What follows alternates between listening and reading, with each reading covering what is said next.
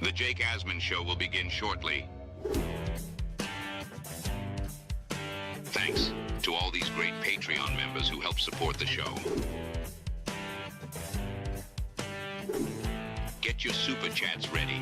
Jake will be here in just a moment. If you love the New York Jets, this is the place to be.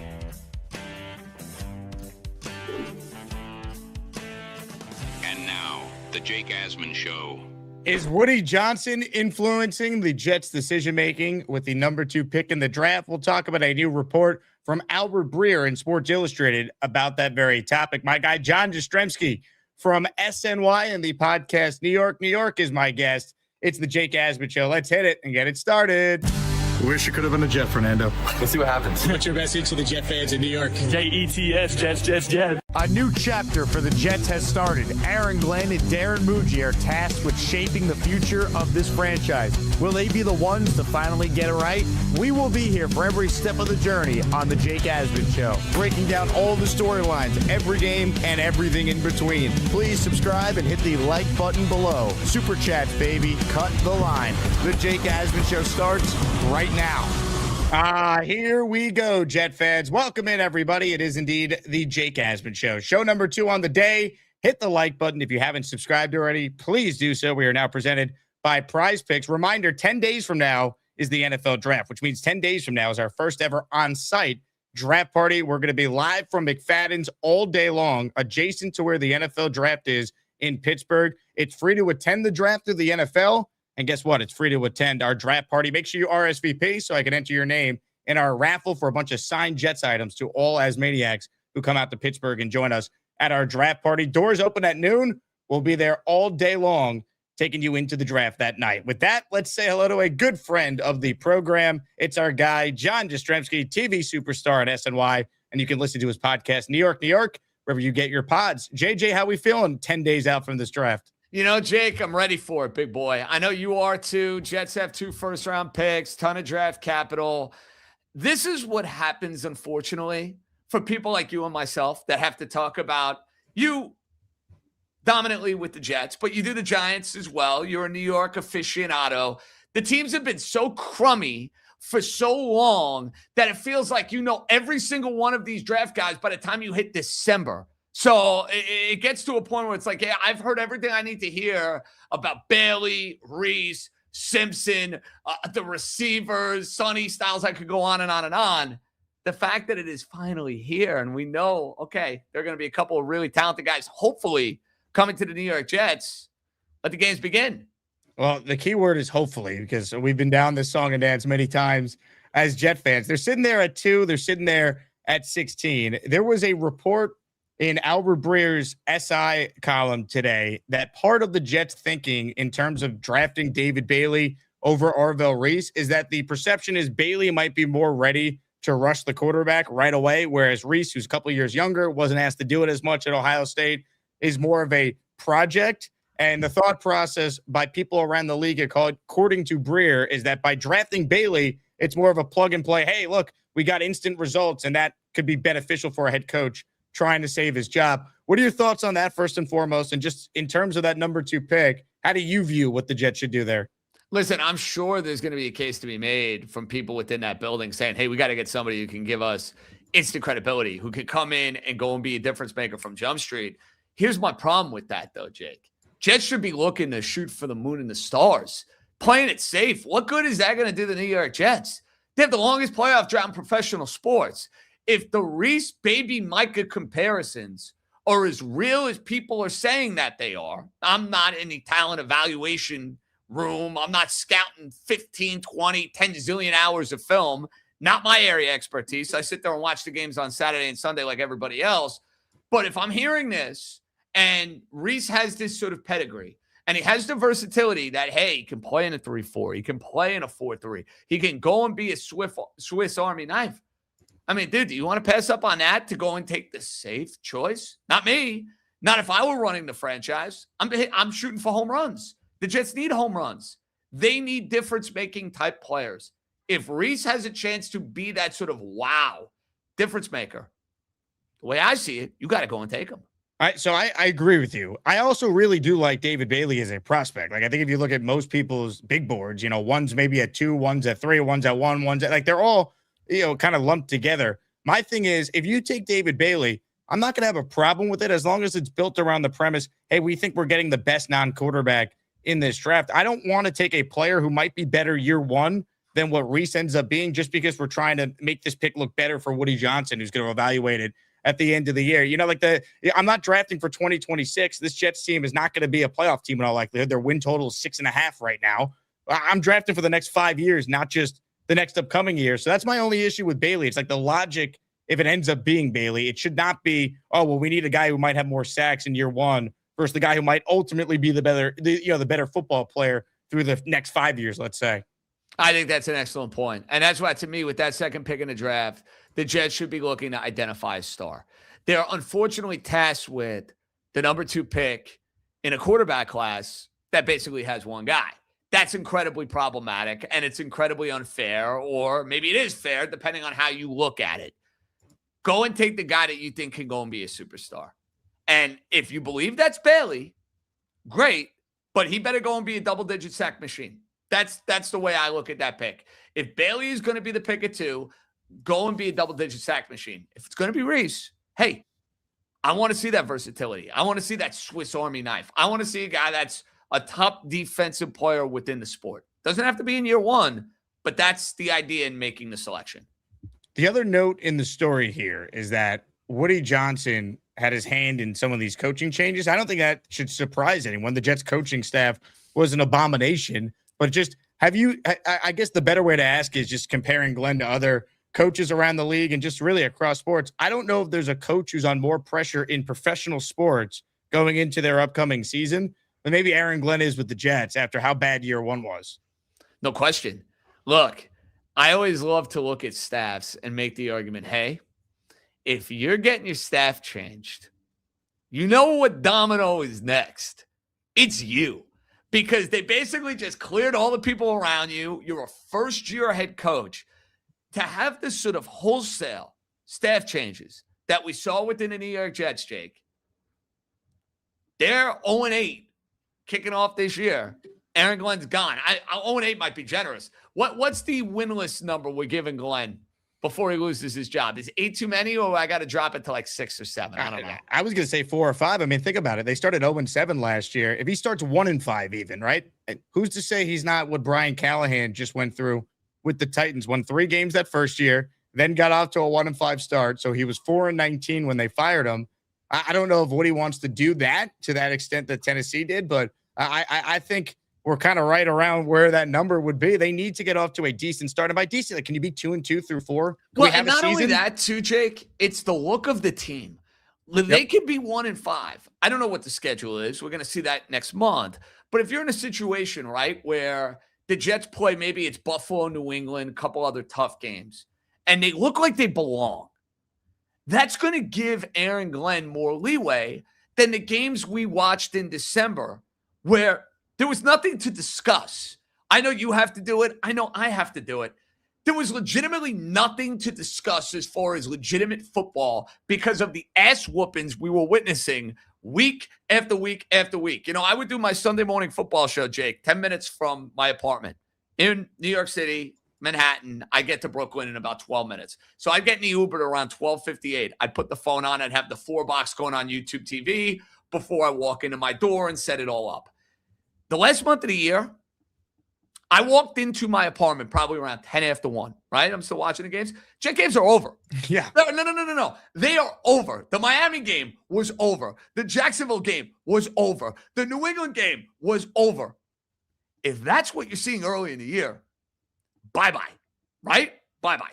Or they just keep them like they did Gase for that full year and let him just be the sacrificial lamb. Yeah, for the full organic tank. That's bye-bye, I guess, could be taken a variety of different ways, whether it's early, middle, or at the end of the year. But the point being is, after 2026, the Jets will have a new head coach. Well, because to me, people are like, well, how many wins do they need, Jake, for Glenn to save his job? And obviously wins matter at the end of the day, but it's how they get to the win total that matters. Because Gase started 1-7 in 2019. Then he went 6-2 in the second half that year. the Jets won 7 games, but no one looked at Adam Gase. Oh, they figured something out. Like it was a bunch of bad teams they beat, backup quarterbacks.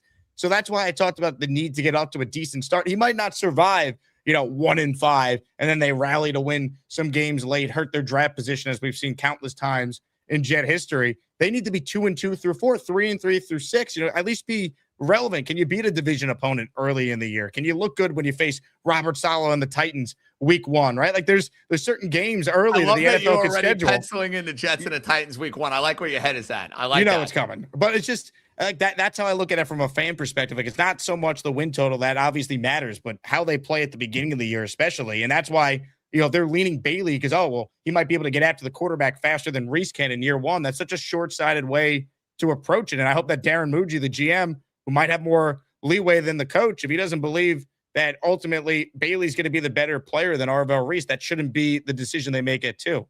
No question. Your gut right now, Reese or Bailey? Not what you would do. What will they do? I think they take Reese. I think a lot of this is smoke. The betting odds have gone back and forth on this. Now Reese is back to being the favorite as of this morning. I think it's legit coin flip. I wonder who ultimately is making the pick, but I'm with you. I think Reese will be the guy. Comments, questions, super chats. We'll cut the line. End of our show today. Going to give away a signed Wayne Corbett helmet to anyone who enters our Asmaniac raffle. Hojo with a super chat. He goes first. If we talk about Reese's Parsons potential, we should also recognize the potential of a Xavier Collins outcome. I just think Reese is better than like the Isaiah Simmons comp people have given. Like I think people don't talk enough about how special Reese already is as a linebacker. And when he was asked to rush the passer, he could do it. He just was playing a different role in an Ohio State defense that has 3 other guys that are going to go in the top 15. I just think like some of the comparisons for Reese saying he's Parsons may be too extreme, but then some saying he's Collins or some saying he's Isaiah Simmons. I think we go too crazy the other way too. Am I off on that? No, I think that's completely spot on. And look, it's unfair that he's got to be compared to Micah Parsons, but I see Collins on your graphic. Simmons is the other one. Simmons just didn't have the full complement and full arsenal to go and make the transition at the next level. Reese does. You saw it at Ohio State. There's a reason why people were gushing over him basically the entirety of the college football season. I'm right there with you. In terms of pick 16, there was a ton of debate on Ty Simpson. Doesn't feel like that's the direction the Jets are going to go. But at 16, they desperately need a receiver. Your team at 11, the Dolphins, they could be looking for a receiver. So now there's some buzz about the Jets potentially moving up for one of the wide receivers. Your thoughts just on the receiver class and then the Jets options at 16. What would you do if you're the New York Jets with that pick? I'm out on Simpson. No, thank you. I'm not reaching on a quarterback. If they want to go and get a mid-round quarterback, be my guest. I do not think Ty Simpson is worthy of a first-round pick, and it sure seems like, Jake, we're in a direction where he's not going to be a first-rounder. Could be wrong on this. Guys come out of nowhere and make the move. I just don't really get a sense that a team is dying to take him in the back half of the first round. We shall see. I'd love to see the Jets go and get themselves another receiver. The guy that I think the best-case scenario would be is if you can go and get the Ohio State teammates, the lineage. Cardell Tate. A little Tate Garrett Wilson partnership. It would be a very Ohio State centric draft if you go and get Reese and you get Tate and you reunite him with Garrett Wilson and it's like, hey, Ohio State Jets.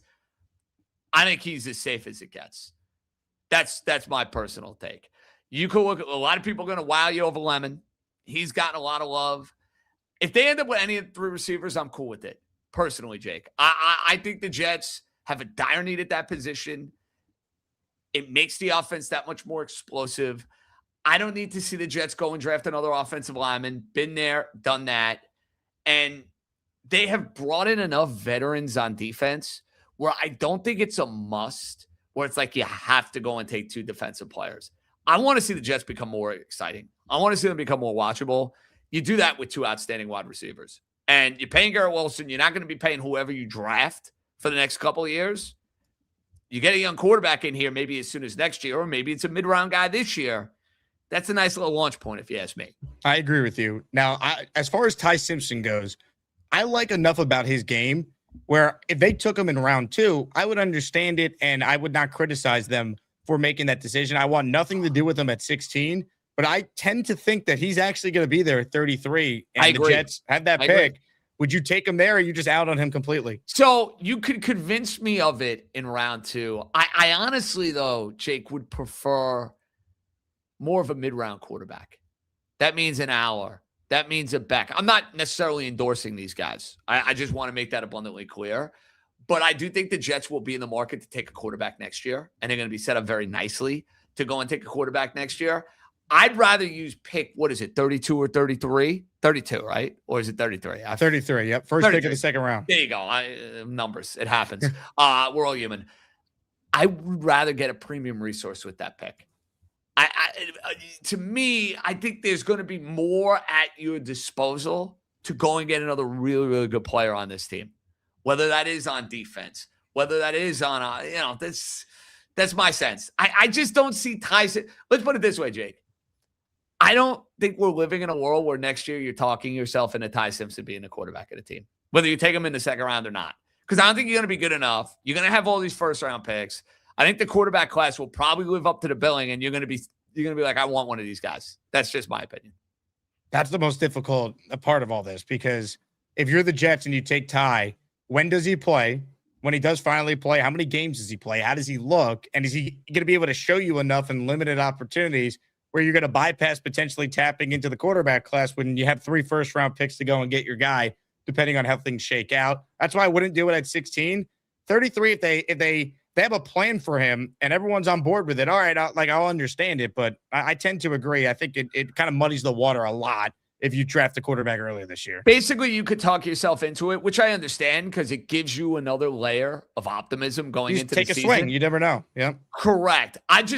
The way I view it, with that first pick in the second round, I want a player, and I'll take my swing maybe a round or 2 later, because that's ultimately what it is more than anything else. 100%. All right. In terms of the team that you root for, everyone knows you're a Dolphins fan. We see the figurehead of Snoopy behind you there. Reno's there. Yeah, let's go. Explain to us their offseason to this point, because a lot of us from the outside say, oh, well, they signed Malik Willis, but then they trade Jalen Waddle. Are they trying to win? Are they marching for Arch like many in the Jet fan base feel the Jets are going to end up doing this year? What is the state of the Miami Dolphins going into the draft? Okay, I think this new regime, for better or worse, is doing it drastically different than what you just saw over the past 5 years, where the Dolphins, this really became a thing in 22. But you even saw it in 20 when they had a boatload of money to spend in free agency. They started stargazing. They go and make the trade for Tyreek Hill. They go and make the trade for Jalen Ramsey. They don't care about what their salary cap looks like. F the picks, F the cap. That was basically the mindset. We're in it to win it. The Dolphins were fun for 2 years, but it amounted to nothing. A couple of playoff appearances, no playoff wins, no divisions, Tua, the whole deal. I think this Sully from Green Bay, combined with Hafley, they want to build an organization like the Packers. Are they going to be able to do it, Jake? I don't know. You don't know. Nobody has a damn clue. But that's their thought process. We are going to build from the draft. We're not going to give out stupid contracts. We're not going to give out stupid money. And this is how we're going to build our football team. Okay, that brings me to Willis. Why bring in Malik Willis and trade Jalen Waddle? I don't think the Dolphins wanted to pay Jalen Waddle. I think this regime viewed Jalen Waddle much differently than the prior regime did. I like Jalen Waddle. I think he's a really good receiver. This regime, I think, looks at him as a very, very good number 2. Maybe not a number 1. Maybe he is getting paid like a number 1. And they say, wow, we get a late first-round pick. That's more valuable to us with where we're at. I don't know if I necessarily agree with that, but that's their thought process. I think they look at Willis as their quarterback. That's my personal opinion. I don't know if they're going to be right on that. And if he stinks and the team stinks, they will be in the market to go and get somebody next year. But the reason I think they were in on Malik Willis, they had every reason to basically say this year is a wash, right? They got new GM, new head coach. There's no reason to go and bring in a quarterback like Willis and pay him. They chose to do so because they watched him every day in practice. They saw him come in for Jordan Love. And my feeling on it is those guys look at each other and say, we got something here. We'll see if they're right. But I don't think their front office and their head coach made that Willis signing thinking, hey, this is like what the Jets did with Justin Fields. I think they have higher hopes for Malik Willis. In terms of what they're doing now at 11, because they also have the pick at the end of the first round from the Waddle trade. Is it a wide receiver? If you're betting on it, is a wide receiver the most likely choice here? What are the Dolphins' needs that the Jet fans should pay attention to with that number 11 pick? I don't think it's as simple as that. I'm not going to be surprised if they go and get one of the offensive linemen. If you see the Miami kid or the Utah kid available to them at 11, I wouldn't be shocked if they pulled the trigger there. Jeff Hafley is a corner guy through and through. So if Delane from LSU is on the board, I'm not going to be shocked if they go in that direction. And of course, Jake, they have a need at wide receiver. It's been well documented. You know, I guess Breer had this. Maybe it was somebody else. Maybe it was Jeremiah. I don't know. That the Dolphins are going to take multiple wide receivers in the first couple rounds of the draft. We'll see if that's a smokescreen. We'll see if that's the real deal. There's obviously a need there. I think they're so new in this regime. My sense is they're not picking a need. They're picking a guy they like the best at 11. And I'm going to say gut. I don't think a wide receiver is their first selection. Interesting. I don't. I think more than likely you see Delane or an offensive lineman. If that happens, that's probably good news for the Jets and the fan base that doesn't want this team to trade up anything to get one of the receivers. But it's interesting because Miami has so many picks, JJ. I mean, are Dolphins fans clamoring for this team to try and trade up? They have 7 picks in the first 2 days of the draft. You know, I think it depends on who the player may be that's on the board, because I think that will dictate a lot. Like if they're sitting there with that second first round pick and there's a wide receiver that that fans really like and he's falling, it's like, well, go and get this guy. Or maybe it's somebody else. Go and get this guy. I, for one, look at it, Jake, and say, you know what? They have a lot of needs on the roster. Yep. If these guys are as smart as they're making it out to be, and listen, they should feel good about themselves. They're now running an NFL franchise, right? You're coming from a scouting department. You got the keys. You're ready to go and drive. I want a built machine. I don't want just a Maserati that's kind of sitting in the garage that's not going to be used properly. I want to make sure the infrastructure of that bad boy is there. And if you're good at drafting, that means I want a lot of picks. So I'm kind of the mindset. Give me the quantity. I need it down South Florida. I need a lot of good players because it's lacking on the team. We've done Jets. We've done Dolphins. Give me your thoughts on the other teams in the AFC East. Obviously, you know, Mike Vrabel, Diana Rossini aside. What's your outlook on the Pats? Yikes. And the Buffalo Bills, of course, as well. Well, listen, Buffalo's the team to beat. Without question, without hesitation. I don't care if New England went to the Super Bowl a year ago. New England played a very soft schedule. They got an incredibly easy road in the postseason. And they fell flat on their face in the Super Bowl.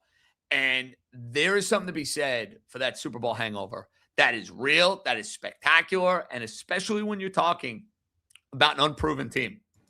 Patriots are not some known commodity now all of a sudden. This is not Brady and Belichick. I think they're poised for a step back this season. Now, Buffalo has the best quarterback in the division. They have maybe the best quarterback in football. It's debatable depending on what Mahomes looks like, what Lamar looks like, but you got no problem rolling with Josh Allen in the regular season. All he does is win games. All he does is put up crazy numbers.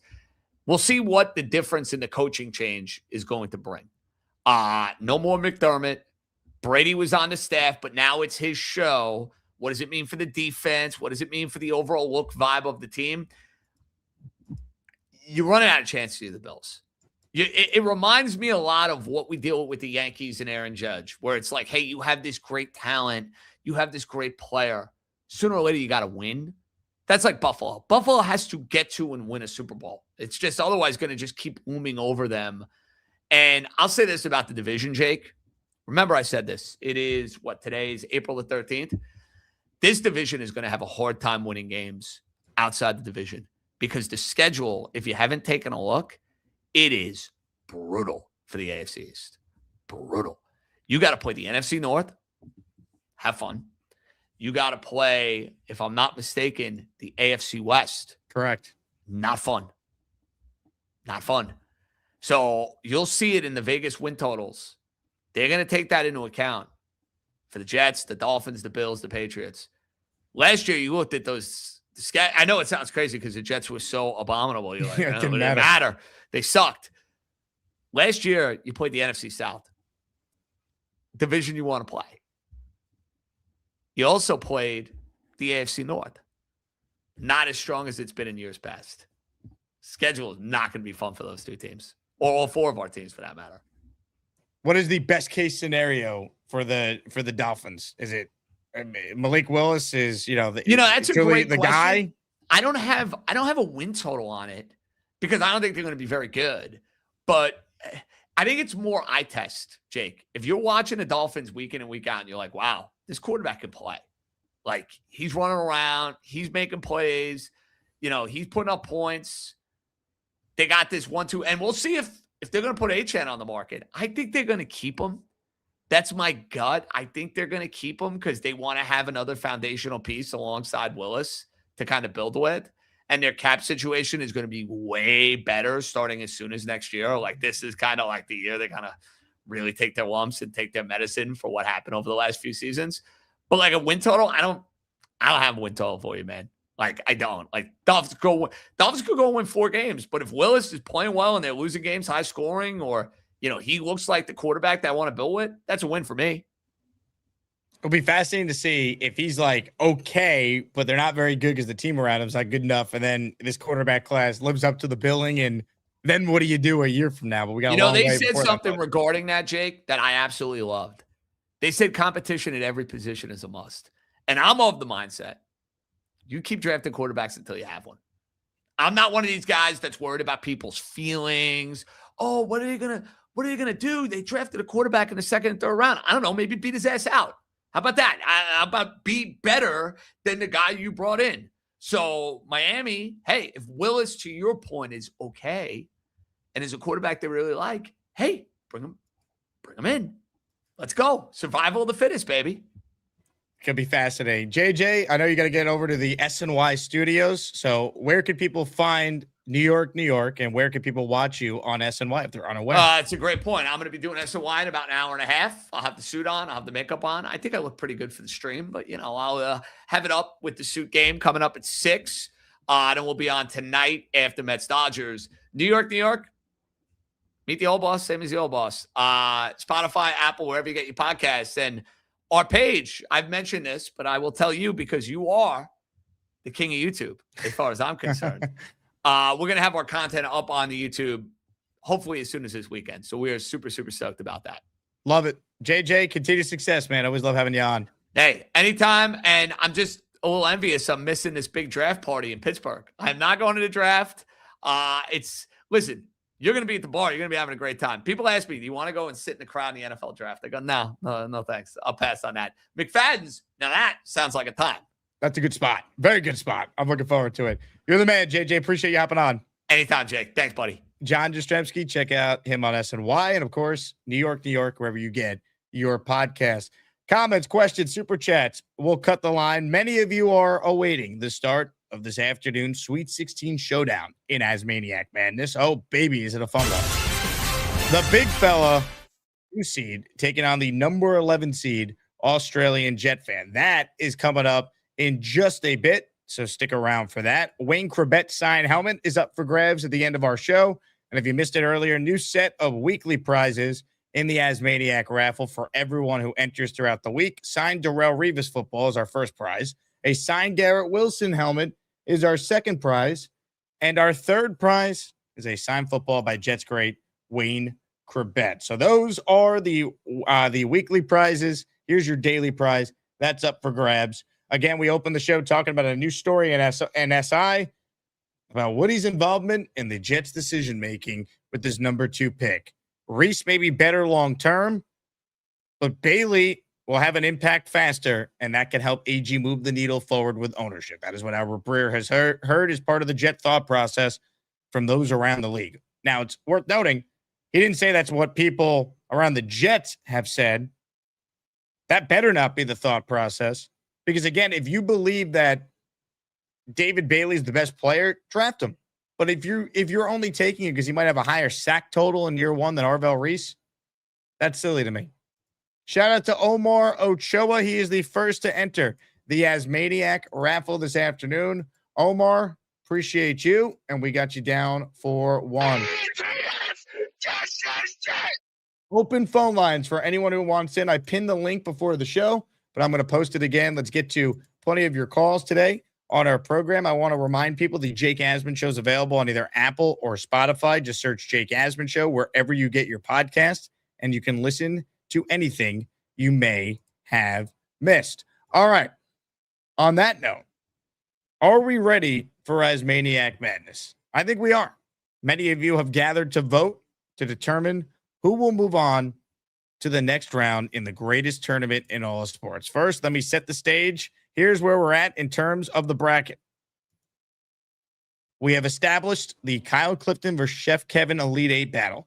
Leany advanced on Saturday to the Elite 8. So Leany's opponent will be the winner of this afternoon's Australian Jets fan versus Big Fella battle.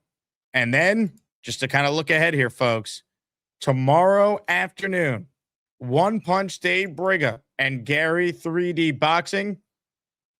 That is the battle that many have been waiting for. And then looking ahead to Wednesday afternoon on our show, Mr. Bonesy and Black Gypsy, the defending champ against Gypsy, head-to-head in a battle unlike any other. So it is now time for voting to get underway in Asmaniac Madness this afternoon. And before we kick things off, a video has been sent in from the campaign of Australian Jets fan.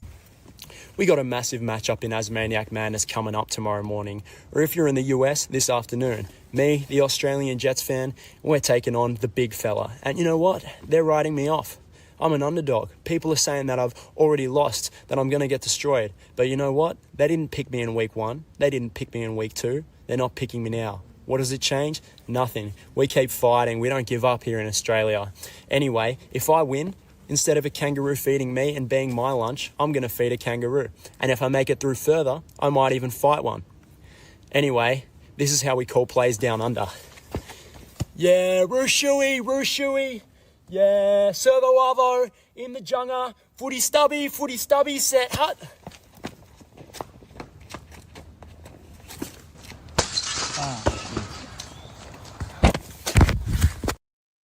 Ladies and gentlemen, the campaign from Australian Jet fan. And now, before we open up voting, we play this. This city breathes in fear. A suffocating poison in the night air. They think the darkness is their ally. A cloak for their corruption. But they've forgotten what truly lurks in the shadows, the power of fear when it's turned against them. Soon, they will be reminded. President Asman, it is great to be with you today. I was sent by Commissioner Peter Castro to check out the voter fraud that is going on in the Dark Alliance region. Okay, first, I came because I wanted to announce to everyone that the flatulator has been fully, and I mean fully, rehabilitated. Okay, he has joined the trans team community, and he will be a valuable asset to that marginalized community, the trans team. Now, okay, I smell the criminality everywhere.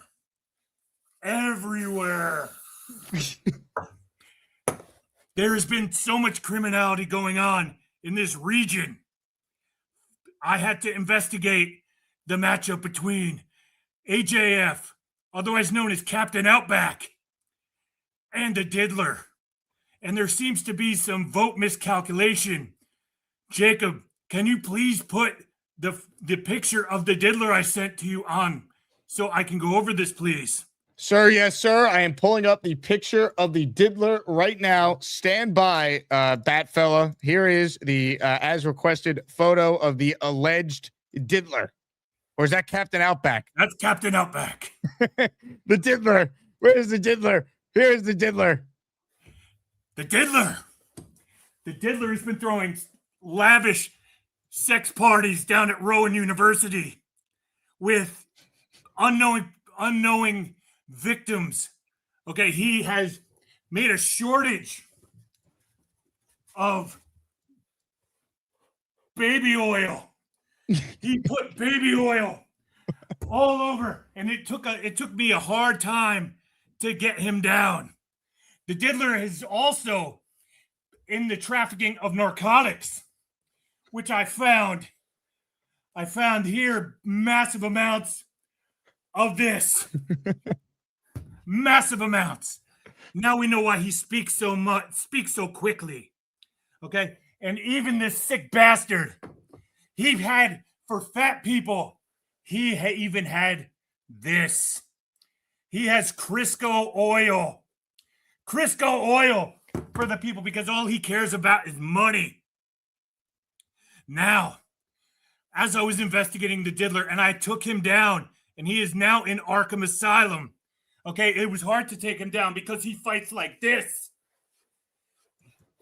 It was very hard. It's like he's slapping young children in the forehead. Now, as I investigated him, it came to my attention that he sold this to a transcontinental villain. His name is Captain Outback. Captain Outback, I will get into you in the future. Okay. I want the show to go to the Jets right now because I have a plethora of information on this villain. There's a backstory that you should know, and you will know. Jake, off to crime fighting. I shall return. Ladies and gentlemen, the Bat Fella has spoken, and now it is time to cast your vote. Are you Australian Jet fan or Big Fella? Polls open now.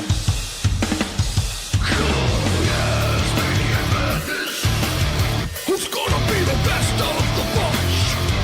Asmaniac Madness. You get to pick the ones that make the show rock. Vote. Open phone lines for anyone who wants in on the conversation. The Bat Fella has returned. Will it be enough to propel the Big Fella over Australian Jet fan, also known as Captain Outback? Well done. We have the Diddler, and we have the Flatulator, and now Captain Outback standing in the Bat Fella's way. All right. Open phone lines. Anyone who wants in on the conversation, call in your Jet take. Get it on the record.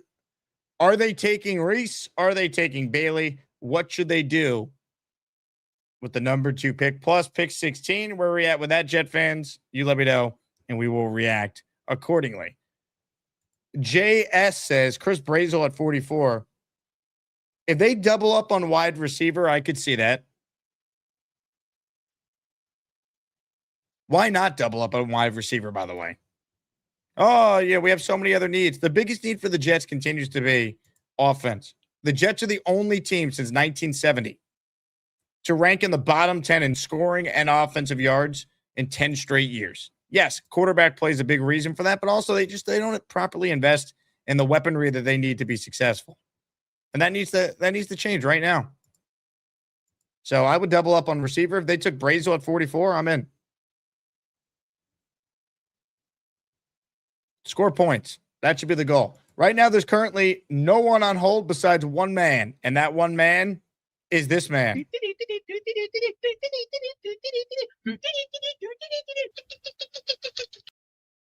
I had to remove ice from the freezer. It was too out of control. I had to take the hammer and go.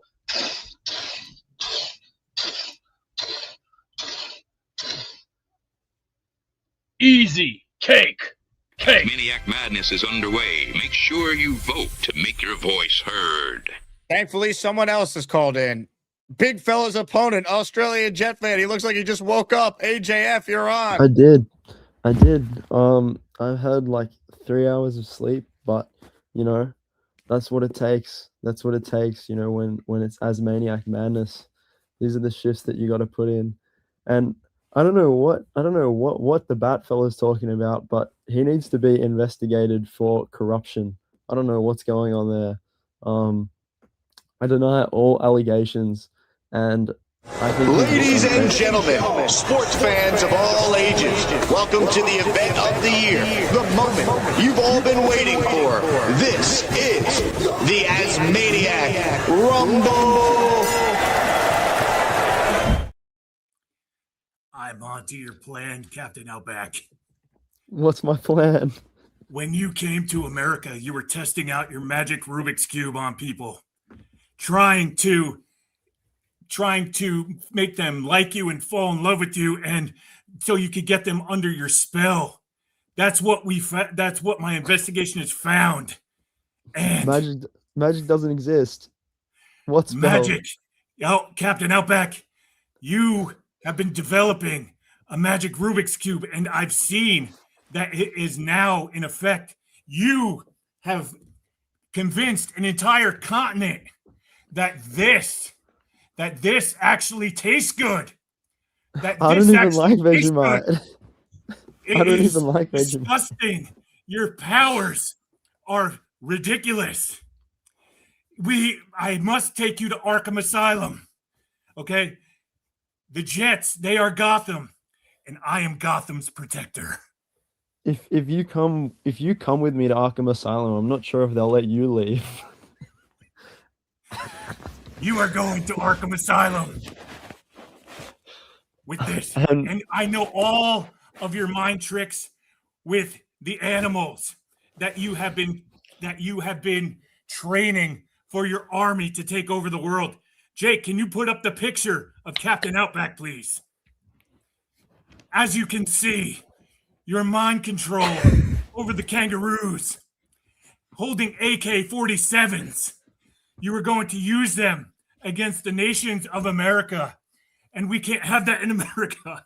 So, also, Captain Outback, I found the sick and twisted scientific project that you have come up with. You have now turned an alligator and a ladybug so they can fly and chop people's heads off. An alligator mixed with a ladybug. Captain Outback, you are a vile criminal, and I will take you into Arkham Asylum.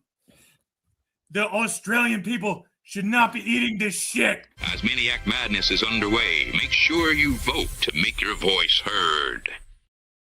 And now, ladies and gentlemen, back to our feature presentation of the Jake Asman Show. He smells like shit, takes a big fat dump, and talks like he's a man. Unfortunately, he doesn't know how to take care of women. And we're back. What a battle. 61-39. The Bat Fella leading Australia Jet fan, but it's early. And AJF is awoke. Call in if you want to be a part of it all. Comments, questions, your super chats. They will cut the line. We are presented by PrizePicks. Let me show you guys a PrizePick lineup that I put together. And get ready, because it's coming up on your screen right now. Here we go. Here's the PrizePick homepage. You guys can see the full layout here. It's really cool. Super easy to use. If you never downloaded the PrizePicks app, use that code HMA. But I put together a lineup for tonight. Let me find it. My lineups. Here we go. A little 2-pick play. Threw $5 on it just to show you guys. 2-pick power play, 5 to pay 10. Going with Judge and Trout to each have at least one hit in the Yankees-Angels game coming up tonight. And if that hits, cash money. Easy. This is as basic of a play as you can put together. We'll start putting together more complex ones, more fun ones. If anyone has suggestions out there, please let me know. Share your PrizePick picks with me, and we'll do them live on the show. But our brand new partner, PrizePicks, check it out. Again, super easy. They got every sport, though. You guys can see. You go to the board here. They have the most popular ones down below. I know the NBA playoffs start later this week. Knicks playing Saturday night against the Hawks, but Mets playing out west tonight. So I'll show you guys Mets-Dodgers. You can combine sports. You could do a lot of different things. Where are the Mets and the Dodgers? Here they are. 10-10 for all the Met fans out there. You'll see they have all the different options. Most popular one is a Shohei one, but if you want total bases, if you want pitching out, hits, runs, RBIs, you can see it's all here. So check it out with PrizePicks. Again, I'll show you guys more lineups as we go. Brand new partner. But you can follow my PrizePicks feed at Jake Asman. Check it out if you haven't done so already. Comments, questions, super chats. They cut the line. I wanted to share you guys some film on both Reese and Bailey that I found to be particularly interesting, because I think when it comes to the big debate at 2, there's a perception that if you take Bailey, you're getting a player who has the higher floor. And I want to push back on that a little bit, because the more I watch Reese, the more I think that might not be the case. Courtesy of The Athletic, here's some film on both guys, and then we will react accordingly. Arvell Reese is the best non-quarterback in this draft class. He's a freak athlete with football IQ that wants to take your head off on every play. Reese will likely make a position change in the NFL and play edge as a true defensive end or as a 3-4 linebacker. He played inside linebacker in Matt Patricia's scheme. Even if he remained an inside linebacker, he'd be a first-round pick because he's an excellent processor with sideline-to-sideline speed.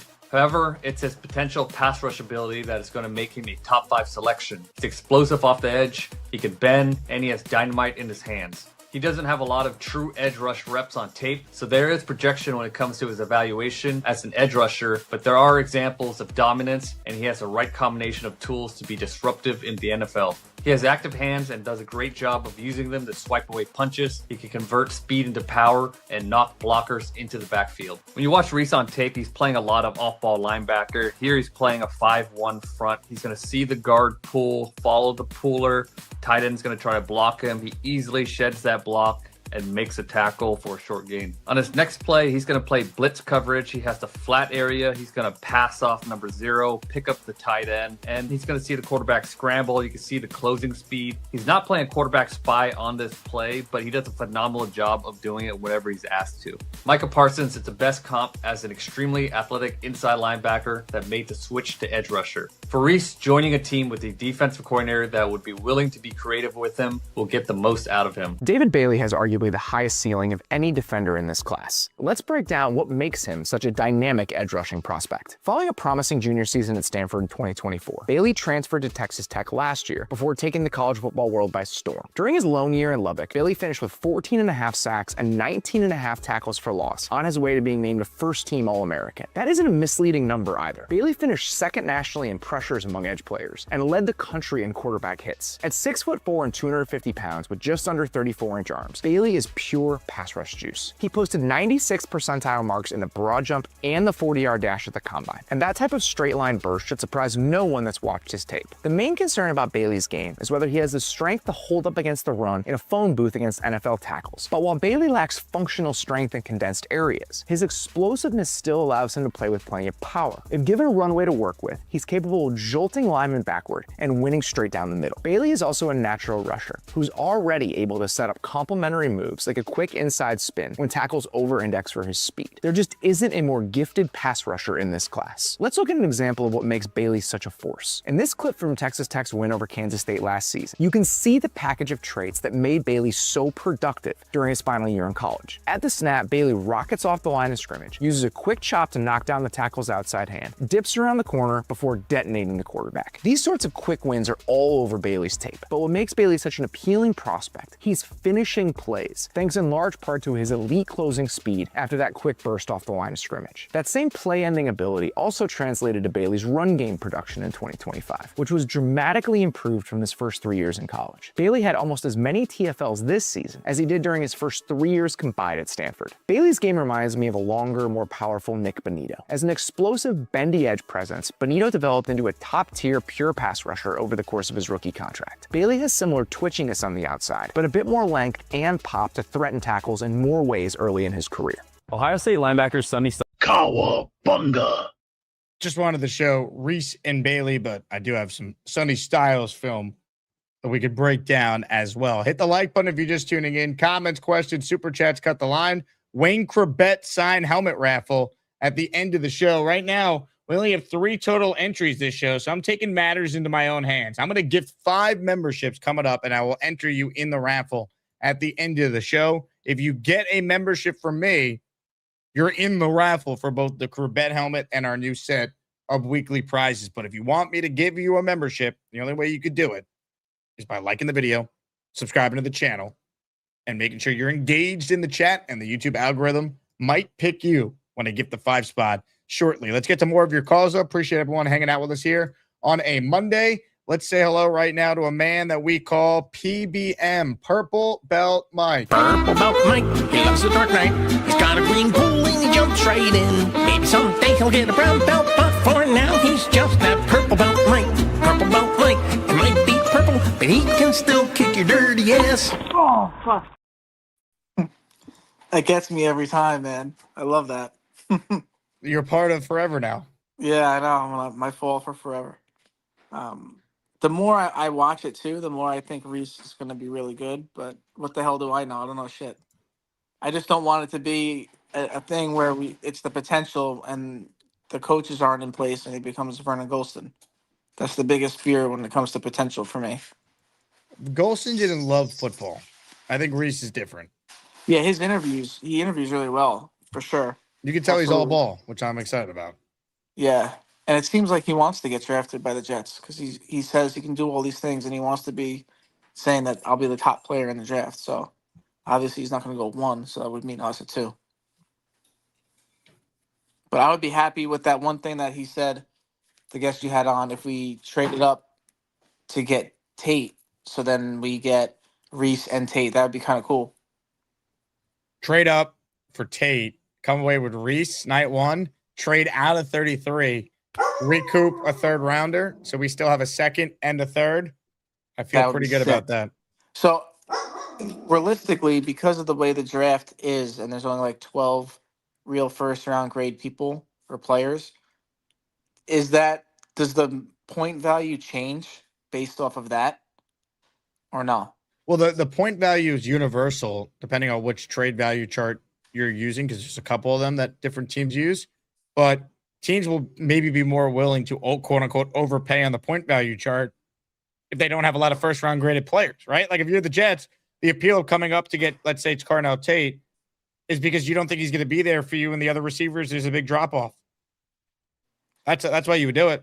So our point value, if it's 16 and 44, what would that be in the top 10? What does that break out? 7, roughly. So Tate could be there at 7. So we can do that. That's why I've been suggesting it, because the Washington Commanders do not have a 2nd or 4th round pick. So I've singled out them as a team that maybe would be willing to do some sort of deal. If the Jets could package, let's say 16 and 44, that point value comes with a value of 1,460 points, which could get you in the top 8. If we come out of the first round, Tate and Reese, I don't know how anyone could be mad at that. That would be fucking awesome. I hope we do that. Well, get it done. People will be mad if they don't think Tate is worth trading up for. I happen to think he is. I think he's really sound, and I'm in. We haven't had a good wide receiver 2 since it was Decker and Brandon Marshall. Talking about 10 years. And look how fun that team was when we had 2 of them. We need it. Definitely need it. I want the I don't want the other guy, that Tyson kid. Too many knee problems. I'm out on that. But you bring me Tate. Oh my God. And Garrett Wilson and him are buddies. Oh my God. That would be sick. Oh man. Come on. I need the draft to happen. It's gotta happen. It's gotta happen. Who does Maui want the Jets to draft? Anyone that doesn't suck. She's tired of me pitching on the couch on Sundays. Fair enough. You sit when you pee. Now go to another caller. Is that Maui? Does she sit when she pees? More of your calls right now, ladies and gentlemen, on the Gusbuster Umbrella Hotline. You want to go do some role playing? Oh, yeah. Hey, dickwad! It's time to party. We're gonna party. Jets fans will party with Peg and Artie. Hey, Peg. Nobody gives a shit. That you all stink. Listen, bitch. Pay your fucking taxes, man. This really wasn't what I expected. Eat a bag of dicks. It's time to party with Peg and Artie. We're gonna party with Peg and Artie. Hey, what's up? Hello, Artie. Hey, I'm so excited to go against Purple Belt Mike on Friday. And hopefully Purple Belt Wife will join him for a bit. When we first met at the Asmaniacs, Mike was one of the first people I met. And we were on the train with Jay Quest and Bethpage Chris. And Matthew Smith was with us. And we got off the train, met at Penn Station. And Purple Belt Mike made it because we walk a little slower. We're a little older. We're not of their generation. Mike said, "Nobody's left behind. We'll wait." And then he walks extra slow for us. So, I mean, I remember that. That was an awesome thing to do. So he's a really great dude. Plus all the other help he does. That being said, we're not going to try and kick his ass. I mean, we're going to try. But, yeah, we got to give an A for effort. But anyway, I can't wait. We're finally here, almost here for the draft anyway. I mean, go back and forth so much. You know, Niels does have a point, though. I mean, it would be nice. It would really, really suck if we missed out on one of the better weapons. You know, and have to take some second-tier guy, you know, down the road in the you know, if we end up getting a third round, a fourth round pick. So I do hope they find a way to trade up. Yeah, as far as the quarterback goes, I go back and forth with that too. I mean, you know, we are so starved for a quarterback. It's almost like you want them to take somebody and hope we just for once we catch the lightning in the bottle, or we can develop a quarterback. And you know, I'm okay with Geno playing. I think Geno will be fine. Bridge quarterback. I mean, he's a professional quarterback. At least he throws the ball around. I mean, you know, Justin Fields laying in a closet crying last year. I mean, you knew it was over then. I mean, that's just not, you know, whatever emotional things he has on going through his head when he got hurt. And he just wasn't the same dude when he came back. So hopefully they'll get it right. I mean, it's all we can hope for, right? Look, I think they're in position to truly kind of lay the foundation. If they don't go quarterback, obviously they take Simpson. What I'm saying becomes a moot point. But if they just are smart with how they approach this, whether it's just staying where they are with their 4 picks in the top 44, or being aggressive in certain spots, and then doing what I'm suggesting, trade down after you traded up earlier, they could have come away with good football players. Like, it's impossible for them to not improve their roster here. And Muji had a decent first draft. Hopefully they learn from day 3, but they have all the resources the next 2 years to really build their team. Like Field Yates said the other day, 9 starters over the next 2 years, probably not 9, but can you get 7 or 8 over the next 2 years? That's probably realistic. Yeah, I mean, realistically, if you're thinking about it, they got their own scouts in now, the guys that understand their language, what they're looking for, how they want to build this team. That should make a difference. And he should be better at picking the later rounds than he was last year, I would think. But I guess we'll have to see what happens. I can't wait for this draft. I mean, we've been waiting for this thing since like the end of September last year, you know, and we knew we were dead. It's been a long time. So hopefully we'll have an exciting night. Hopefully you'll have a great time in Pittsburgh. Wish we could have went. But we'll be watching from home and hoping for the best. Peg and Artie. Party with Peg and Artie. Artie, you're the man. You got it, bro. Have a good day. Great call from Artie there. A couple super chats that I saw came through.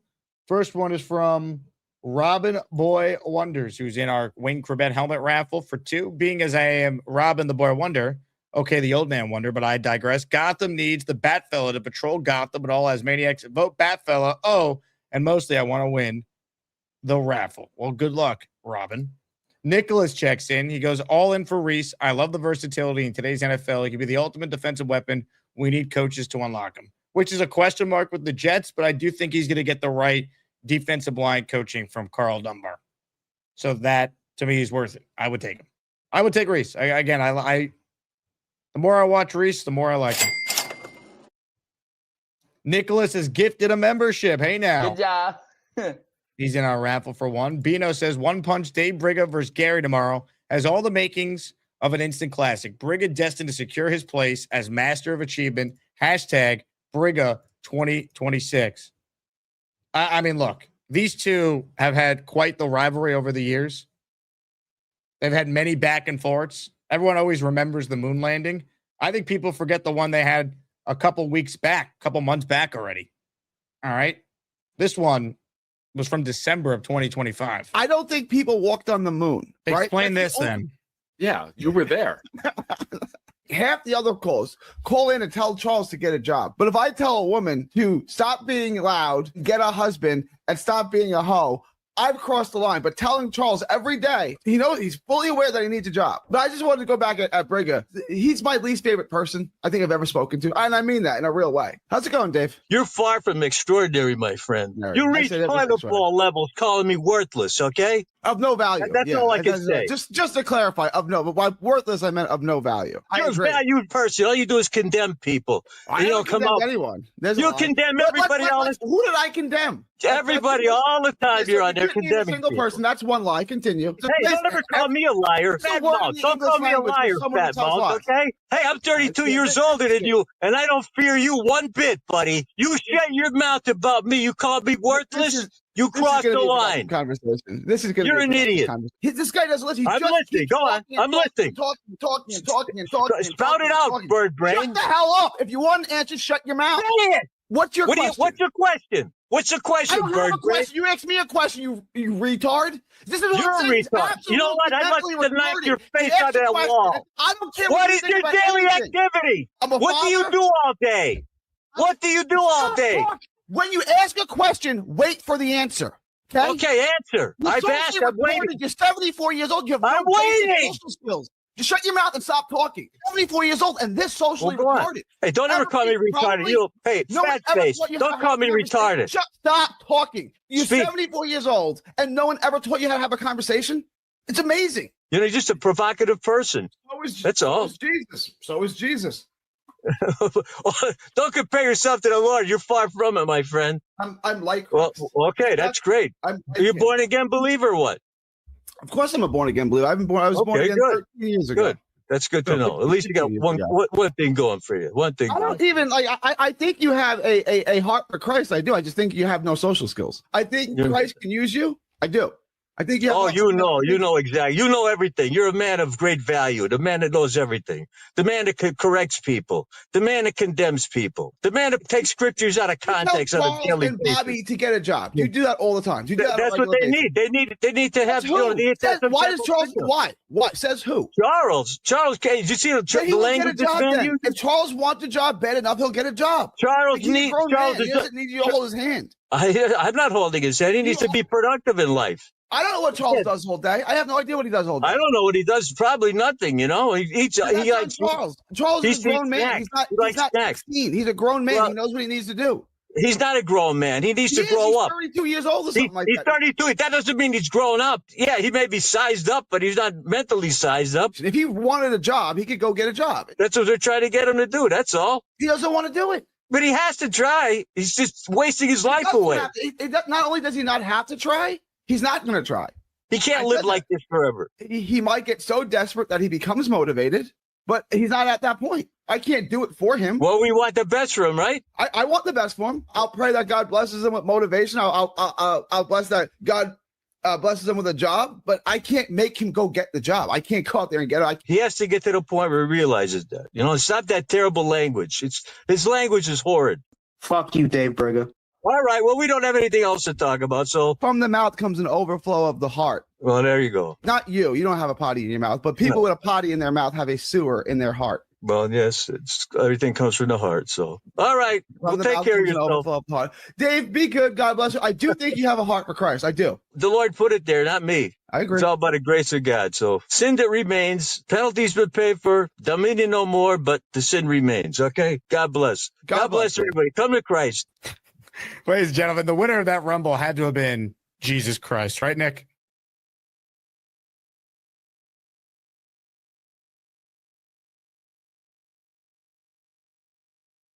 J-O-B, job. You want drama? Briga and Gary tomorrow for a spot in the regional final. Unbelievable. Briga versus Gary tomorrow afternoon. Get ready to vote. Speaking of voting, right now, it is 60-40. The big fella, leading Australian Jet fan. But we've seen plenty of comebacks in this tournament, including Australian Jet fans come back over Mad Max when he won in overtime the last time we saw him in the battle. Asmaniac Madness is underway. Make sure you vote to make your voice heard. This was just sent to me here. No word if this is AI or not, but the source says here's evidence of the bat fella experimenting on animals to frame AJF. For more on this, we go to AJF now to comment. AJF, what am I looking at here? He's corrupt. He's this so-called hero is corrupt, out here trying to convince people to follow his agenda. He's a menace. He's a menace. He's no good.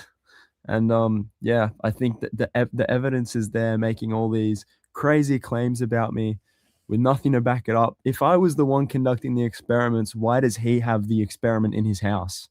Like, that evidence is real. It was sent to me by a legit source, and I'm keeping it at that. The Jet fans getting a little crazy. All righty then. Thank you very much, AJF. We're going to get to more of your calls shortly, but I promised 5 gifted memberships, 5 people in our raffle for a Wayne Corbett sign helmet at the end of the show. Here we go. 5 spot from yours truly. If you hear your name called, you are in the raffle.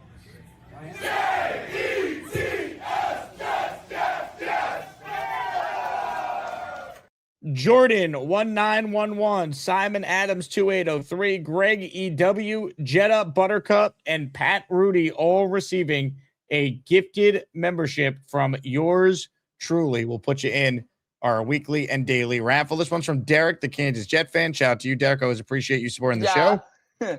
Super chat from Cynthia, who says, Jake, the draft can't get here fast enough. Amen to that, man. I mean, it has been the longest draft season ever. I think we're all just ready. Cynthia wants Reese, Lemon, and maybe Ty at 33. Please give this raffle entry to Mikey Midnight. Hope he gets better soon. Rest in peace, Tommy OG Jet fan, and let's go Knicks. Let's go Knicks, Cynthia. Game 1 Saturday. I know Cynthia's going to be ready for that. She's a crazy Knicks fan.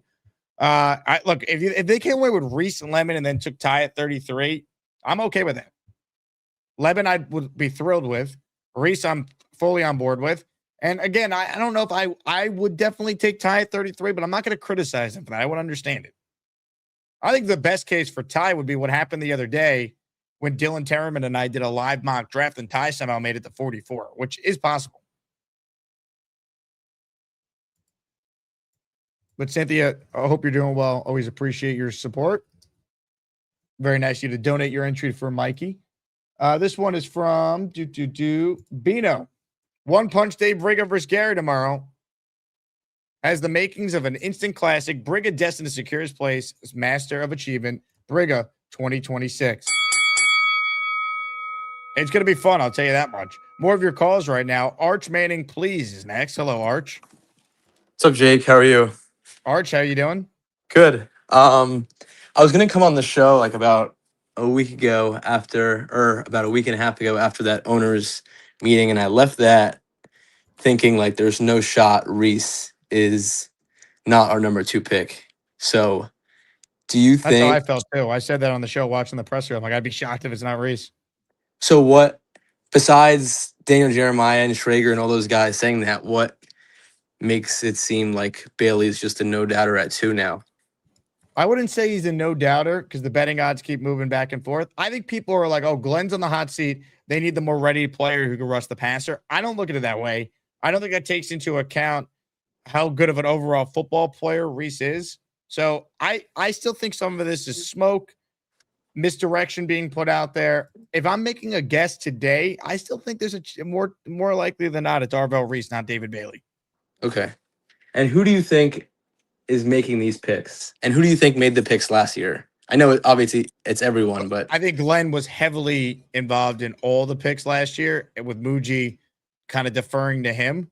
I think this year it's way more collaborative. And if they actually did have a head-to-head face-off, I could see Muji actually winning that face-off, especially after reading that piece that Breer wrote today about Woody involving himself with the coaching firings and all that. I think Muji's on better standing with the owner than Glenn is. Yep. Yeah, I agree. And then I know you're in to trade up for Tate, and I know how much you want a weapon, but would you be against them going up to 7 and taking a guy like Bain or Downs? Ooh, that's tricky. Because if they're there, why not? I would rather. I wouldn't do it for Bain. I wouldn't do it for Bain. Downs, as great of a player as he might be, still a safety. I don't know if I want to trade up for that. That's fair. But I think those are also like, maybe not Bain, but Downs is like a generational type of guy, you could say. And you could argue. You're already coming away with a stud defender, though. Like how many times do we have to keep investing in the defense? Like, again, the stat I will give all week now. The Jets are the only team since the merger in 1970 to be bottom 10 in scoring and offensive yards for 10 straight years. You have to invest in the offense. That's fair. But I still think, and I know you were against this before when I brought this up to you, but like we've been building a foundation for 15 whatever years, but this is a new regime. I think we are close-ish with, especially with how many picks we have coming up. I don't think there's a chance we win more than 7 games this year. And if we're being like realistic, maybe 8 maximum, but build the foundation for next year. We have no shot of doing anything this year. Pick the guys we want next year, keep our weapons young. And I know Tate's young, but I think just keep building the foundation until next year, until we have 3 first-round picks and a second-round pick. Why not take Unless down they love a Bailey? quarterback. Unless they love Ty Simpson and they take him at 33, let's say. I don't think there's any chance they take him at. I think there's a chance they take him at 44. I don't think they're taking him at 33, especially with the possibility of guys falling out of the first round. Maybe like McNeil Warren, a safety they'd like a lot, or one of the guys that Rich Samini said that they were eyeing down, and they're just Or they feel trade good. out at 33 because they get a great offer. The only way I see them taking Ty Simpson, and this is how I felt after that, the owners meet the thing in Arizona, was there's no shot they're taking Simpson with their first 3 picks unless they trade it back. But as it stands right now, there's no shot they take Simpson, because I remember Glenn was like, we're just going to go with the best player available. And I don't think Ty Simpson would be the best player available there. But I could see them taking a shot at 44. I just don't think they're going to, because 33 is essentially another first round pick. I don't think they're going to waste another pick. I don't He's think they're probably going to not waste. there at 44. In the event he is, though, then, maybe. At that point, and any Jet fan is upset they took him at 44. Come on. Yeah. So what's your favorite draft? If you could do anything, if you're the GM, if you could make a trade, what's your most ideal draft? We're trading the 7, and we're taking Tate, and then we're trading out of 33 to hopefully go from 33 to somewhere still in the early-ish 40s to get a third-round pick. Take the best player available with our new second-round pick, and then take the best player available in the third round. And if there's 2 players in the third round we really like, we have 2 fourth-round picks, we're moving back up. I'd rather just get the best football players. I'm not trying to bring in a bunch of rookies here. I just think they identify guys you like, go and get them with the extra picks that you've accumulated. That's what I would do. That's fair. What do you think deep down is going to be the number 2 pick on the next Thursday during the draft? Reese. Okay. I honestly thought, I've always been a Reese guy, but Frankie V has never kind of swayed me otherwise. Besides today, it does like scare me a tiny bit that he's had no forced fumbles, and I know he's doing something totally different than what Bailey's doing as a inside linebacker. But Go watch the film review with Joe Blewett when Frankie debated. Okay. All right, you'll get some good stuff there. Well, thanks, Jake. Talk soon. Arch, we appreciate your call. Well done. Fun show with Frankie today, though. Someone sent him to the hole, and then he got bailed out right away. Frank P bailed him out after Lou B sent Tanky V to the hole. Open phone lines for those of you who want in on the conversation. Let me shout out Ted Ruggiero. Thank you, Ted. You're in the raffle for 4. 20 for the big fellas. Vegemite skit. Gotta laugh. Vegemite is a substitute for X-Lax. I've had Vegemite before. It's grotesque. I don't know how anyone voluntarily has it, but God bless our great listeners of Australia who seem to enjoy it. Beast, you ever have Vegemite? You sit when you pee. Now go to another caller. No? Yes? I've heard of Turbo Lax from Dumb and Dumber when Jeff Daniels ran. Cowabunga. When he went in the bathroom, went, ugh! Oh! Hey, Beast, do you hear that? Batman.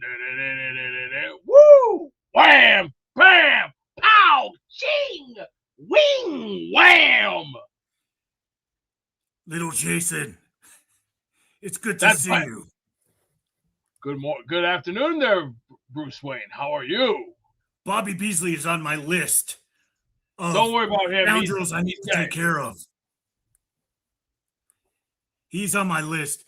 That that tutu wearing lascivious piece of garbage. He's like a bad freezer that has to go away. As a matter of fact, I did some repair work today on my freezer. There was too much ice, so that's why I take the hammer.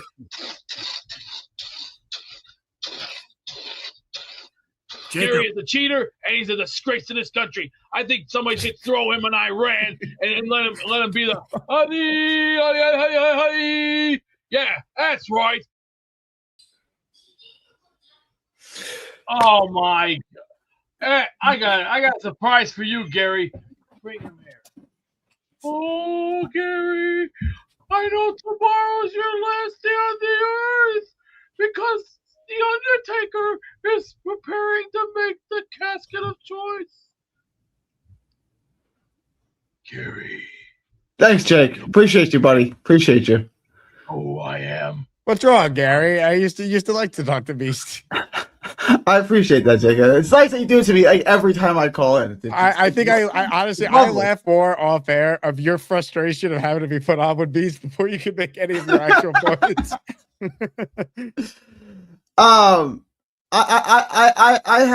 had a bunch of things. Me and Dave are simpatico. I like Dave.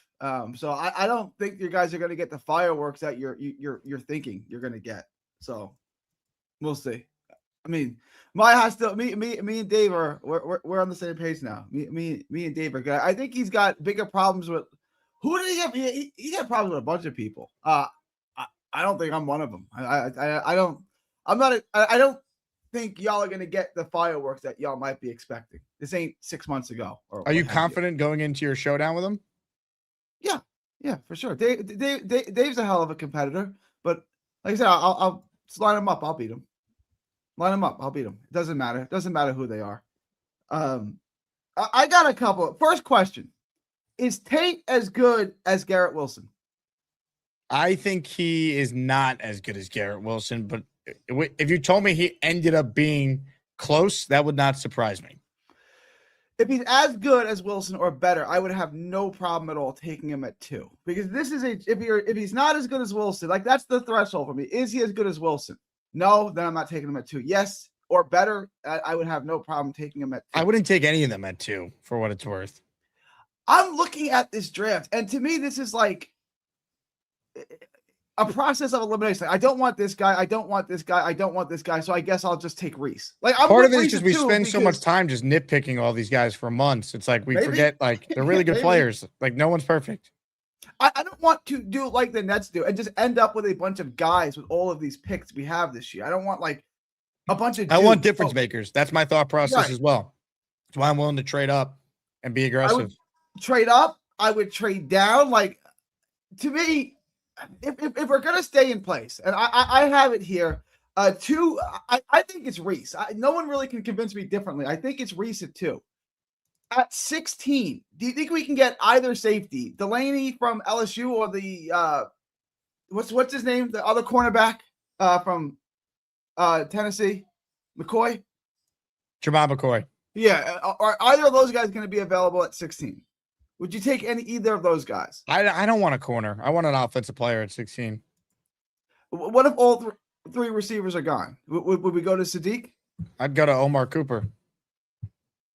And then at 33, is Concepcion or Boston or any of those guys going to be available at 33?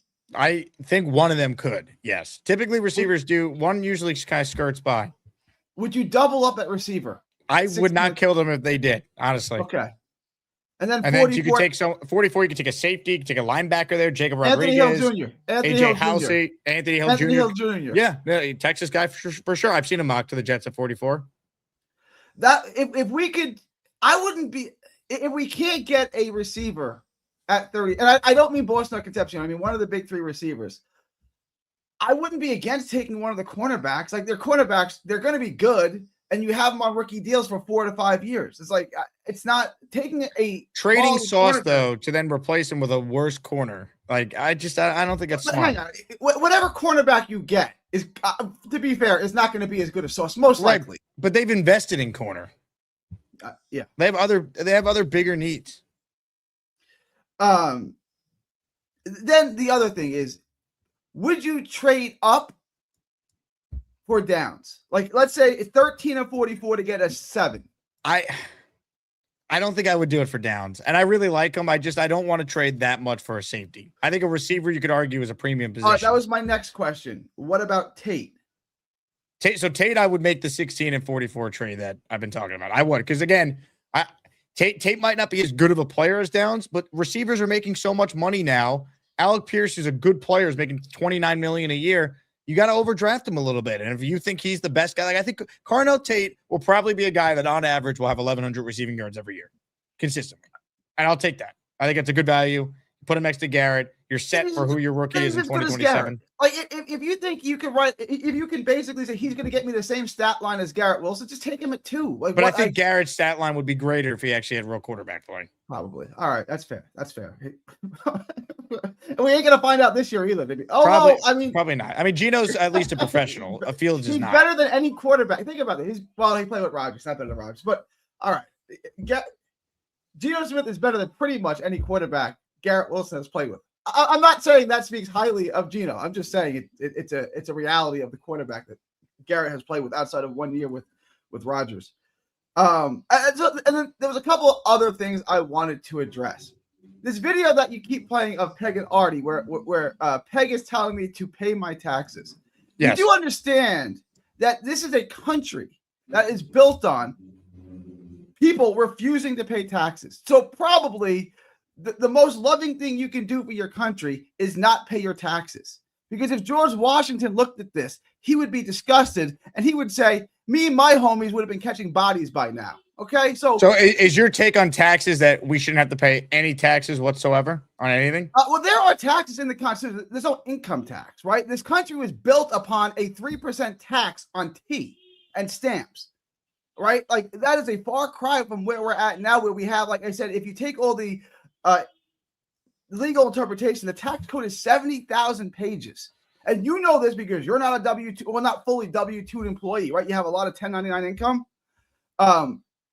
That tax code is 70,000 pages. No one can understand what's in that. And that's not by mistake. That's so you don't know what it is. And I get all these W-2 straight salaried people telling me, just pay your taxes. It's like, bro, you have no idea how complicated the tax code is. You have no clue until you're a 1099 person or a business owner, and you have to try to make heads or tails of this yourself. And what's messed up about it is the government knows exactly what you owe because they send you they send you a letter in the mail telling you exactly what you owe. Like imagine you go to a restaurant and you have to guess what your bill is, and then if you guess wrong, then they send waiters who have guns to go get the money from you. Like that's the system we have here. You guys like a couple comments I want to read to you. Jojo says I lose brain cells every time with him. JD wrote in, I think representation was demanded. Yo Holmes, one of your favorites, says taxation without representation is how this country was founded. You dope. Today we have a country where your taxation provides representation. It's not even a sensible comment. Like you've never heard of the Townsend Act, you've never heard of the Stamp Act, you've never heard of the Boston Tea Party. No, you've never heard of these things. Like I just can't deal with low IQ people. Having someone like Yo Holmes in your life will do you no good. He has no place on earth. You should not have any communication with him. He will only make you not have a home. And he's too stupid. He's too stupid to add any value. And that's the problem with low IQ people who don't recognize that they're low IQ. They think that they say something of significance. This is the dumbest thing I've ever heard in my life. There's not a shred of fact to that statement. It's not even coherent. But this guy who has an IQ of 80 and the worst Dunning-Kruger effect known to man thinks that this is intelligent. Like that's the problem. Having this guy in your life will benefit you in no way. There's not a person on earth who would benefit from having Yo Holmes in their life. If you meet low IQ people, it's best not to associate with them. It truly is. How do you know that he's low IQ? From statements like this. This is incoherent and makes no sense. This is like a 2-year-old trying to talk about the American Revolution. Like this makes no sense. It makes when you say he has no place on earth, he is the dumbest human being. All he does is sit in the chat and make fun of me. But where is he doing that from? Planet Earth, I'd imagine. Okay. So where is his home? I don't know what you mean. You said he has no place on earth, but like he's got to be. Yeah, he has somewhere. There's no place on earth that is benefited because of him. There's no place where he fits. Does he have a home on earth? Yes, he lives on earth. Okay. There's no place on earth where he fits in or makes it better. That place doesn't exist. There's no place for him, right? Like if I say there's no place for Tyson Etienne on the Nets, well, Ouchie has a roster. That's fine. Okay. Yes. There's no way he makes the Nets better. So there's no point in having him. That's the point I'm making about Yo Holmes in general. Like, guys, don't put people like that in your life. Really. It's just going to aggravate you with his stupidity, and there's going to be no benefit. It's all downside. That tree will bear no fruit. He sits in a chat room and makes fun of people. He's like 60 years old from what I understand. Like, Yo guys, Holmes is 60 years old? I don't know that. That's what I've been told. Have He's you in met his him? 50s, possibly. I have not. That's what I've been told by multiple people. He's probably in his late 50s or 60. Papa Jeff says, Gary, if an earthquake hits, how are the bridges and roads getting fixed? Probably construction workers and things like that. Why? Road maintenance, different things like that. Who pays them to fix it? Where does the money come from? Oh, you could put tolls up. You could pay them voluntarily, like we did for years. You could do bonds. You could do most of the bridges we have aren't paid for by your federal income tax. Most it's not even a sensible statement. Like, do you think the Verrazano Bridge was paid by federal income tax? Do you think it was paid by bonds? And this is and tolls. Like, it's hard to communicate with people who know nothing. It's frustrating. It's like he thought that. What about the roads was smart? He thought that was a smart comment. It's almost impossible to communicate with these people. Black Gypsy says, Gary, your voice gets higher when you argue and you sound very, very feminine. LOL. Very good. Very good. JD says most are federally funded. No, most bridges and highways are not federally funded because most of them are intrastate, meaning they're in one state. So they would be funded by the state. People just make things up, right? Are most bridges connecting multiple states, or most bridges that you drive over the highway, are they funded by the same state? Are they? How is the military paid? Ralphie wants to know. How's the military paid? I don't understand. They're paid with tax dollars. Yes, correct. We had a military before we had a federal income tax. Again, this is another 75 IQ moron who knows nothing at all. Ralphie's a moron? He's not a moron. He thought, what came first, a military or a federal income tax? Which came first, do you think? I'm not familiar with all this, Gary. I'm just reading the chat here. So I just don't think Ralphie's a moron. Hang on. The Navy and the Army are outlined in the U.S. Constitution, right?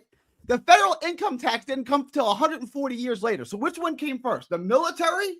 Papa says it's still taxed through the state. I'm asking you a question, Jake. Which came first, the military or the federal income tax? Well, I mean, are we going back to like the American Revolution? There's nothing tricky or difficult about what did the U.S. have first, a military or a federal income tax? I mean, the U.S. had a militia. I wouldn't even call it. The federal. No, when we say a military, we mean an army and a navy, right? Defending sea and land.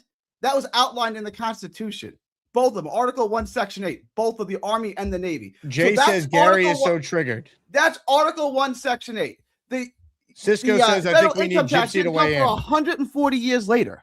So it's like, GTA says we had taxes before income tax. I'm just reading the chat here. We're only talking about the federal income tax. That's the only thing that we're talking about. We're not talking about anything else other than a federal income tax. We're not talking about anything else. Gypsy says, Gary, does the military get paid? They always have. They did before we had a federal income tax. Again, he thinks that sounded smart.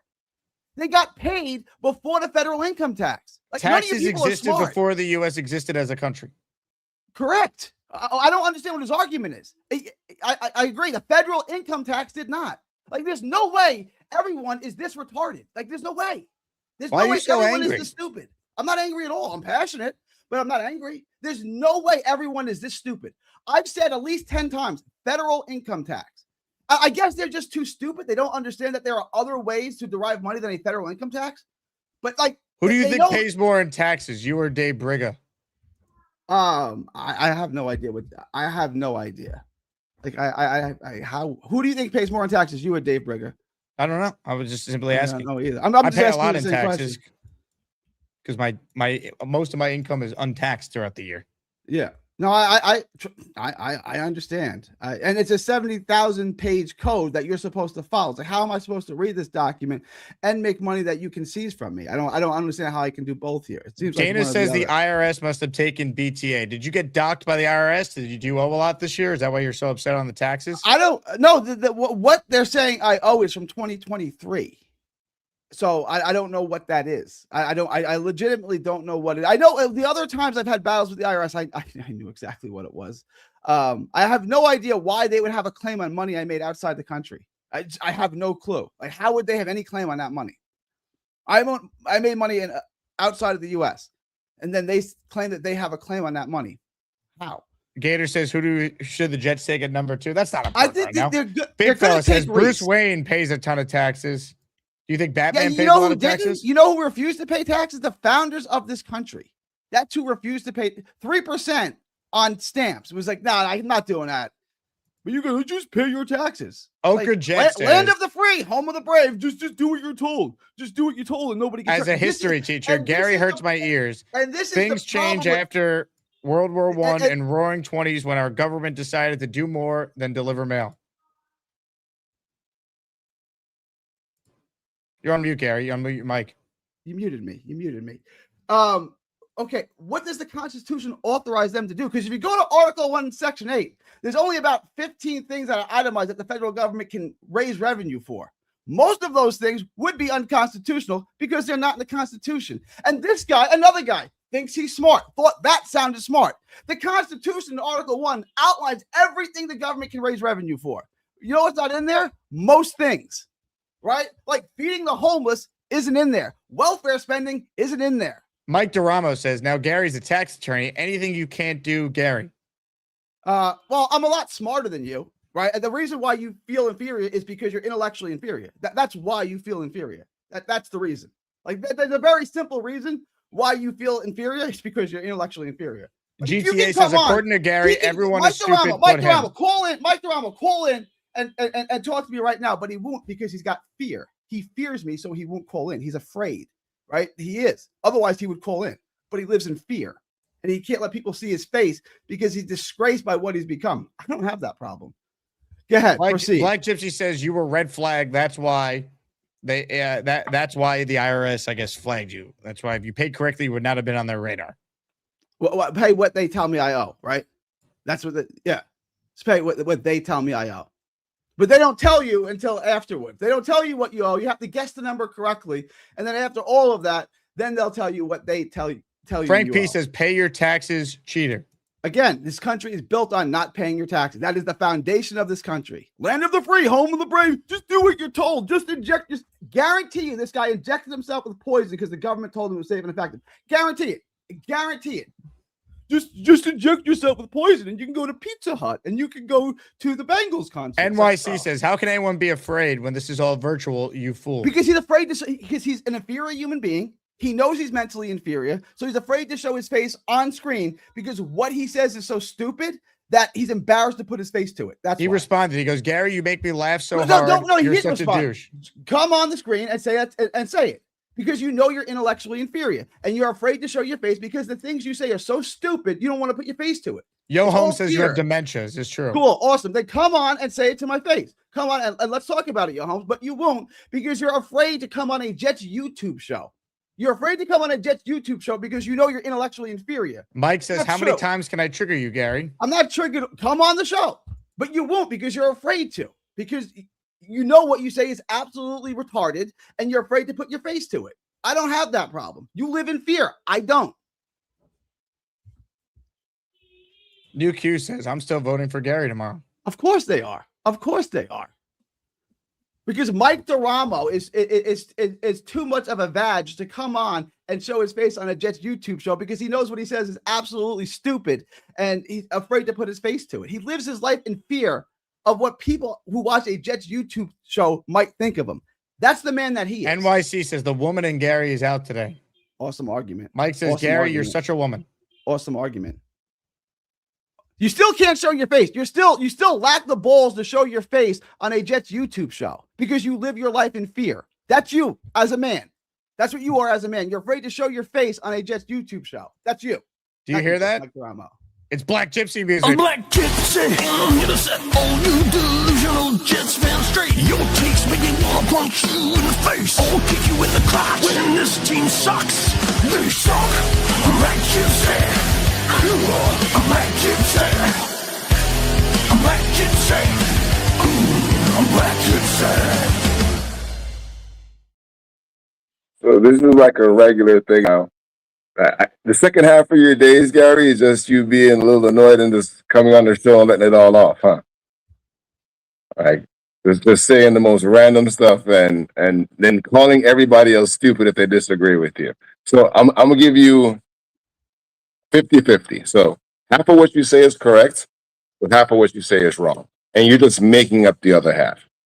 You're not going with actual facts. So as for tax code, and when we started certain tax codes, there's been the military got paid by whoever was the richest person at that time supporting the system.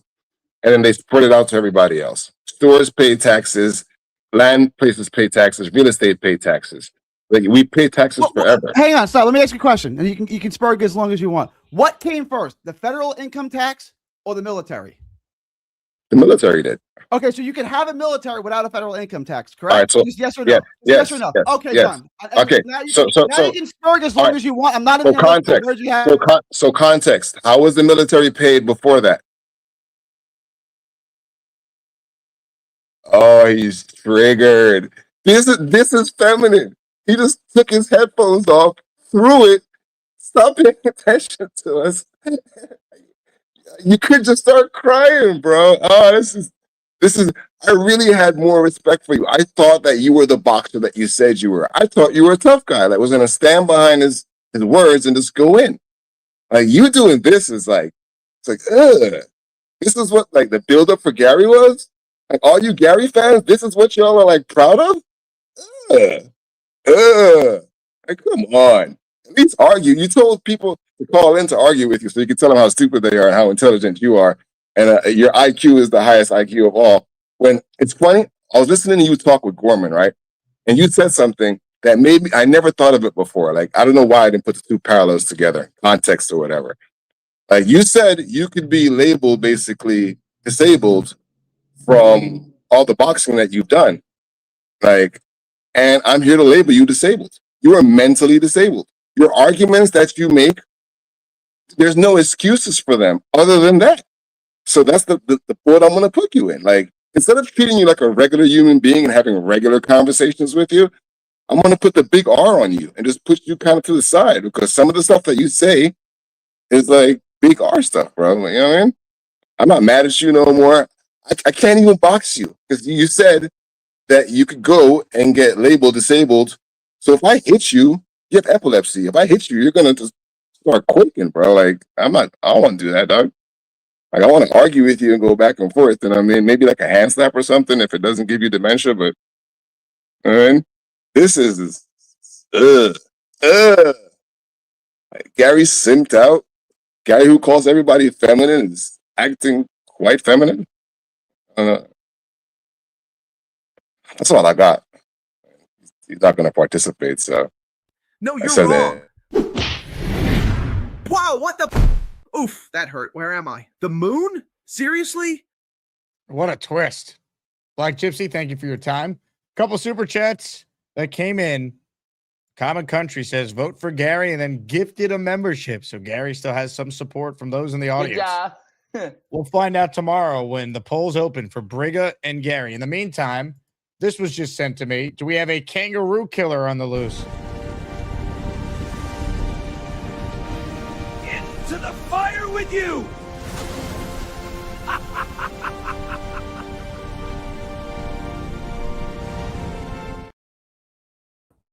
What the hell is going on? Okay, so first of all, I don't have an American accent. Whoever that was, he had an American accent. I suspect that the Bat fella is up to this. That guy is a deranged lunatic, creating false narratives, and he's spreading Lunatic false is you, you rhetoric. fraud. You're the fraud. Making a picture of me mixing stuff. We all know that those chemicals came from your lab in Australia. We don't have that shit in America. What don't you have exactly in America? The green and the red stuff. We don't have that. Are you sure? Because it looked like you do in that photo. I can see that you're getting weaker since I nabbed the diddler and now he's in Arkham Asylum. You're lying in bed. Your drugs are not keeping you awake anymore. The Adderall that I confiscated is now gone. You can't have it anymore. I I don't can need tell it. that you have not I don't taken need it. it. I never have. Yes. I never have needed it. I never will. Asmaniac Madness is underway. Make sure you vote to make your voice heard. All of a sudden, this is becoming a tight one between Big Fella and AJF. A comeback by the Australia Jet fan. It's 55-45 now. That means Australia Jet fan is within 5 points. Let's get to more of your calls. We have the raffle at the end of the show for the signed Wayne Corbett helmet. Not a ton of entries this show, so make sure you enter for your chance to win. Let's say hello to Ron, who's up next. Hey, Ron, what's going on? Hey, Jake. How you doing? I'm going to pull over. Hi. Just calling. You know me, I'm always whining about something, but the situation with all the draft picks, a lot of people keep saying, "Oh, I want to trade 44 down and trade up and get like the safety or something." To me, there's still a lot of value at 44, and I don't mean, I mean difference makers like Jacob Rodriguez with all his turnovers, something we really need. So if you can stick to those picks, maybe trade up or down somewhere along the way and get a third by using something in one of our picks, but still picking all players in those areas. Like the Eagles always seem to do that. The Chiefs seem to always do that. The Vikings, the Rams, without having to just, if you have confidence in your scouting department, your coaches, the decision makers, at 44, you can't find somebody out of the top 44 players going to the NFL to fit the teams. Like I said, if somebody like Rodriguez is there, I would say get him, find a receiver, one of the top receivers. You could get one of the top 4 in the first round. I'm just saying, I hate the idea of we'll trade this one and move up. Maybe you're going to get the number 1 receiver or something like that. But I mean, when are we ever, as Jet fans, as the team, ever going to be like other professional teams and have confidence in their scouting and really go get players? Each one, we could use 4 players instead of 2 or 3. What if the scouting tells them, hey, there's a huge drop off at this position. We have the extra picks. This is the guy we want to be aggressive and go up and get. You know, some of the best moves the Jets have made in their history were being aggressive in the draft. They traded up for Darrelle Revis, right? Like sometimes you just identify a guy you think is special that you could get, and it's worth it. You got to trust the scouting process in that regard as well.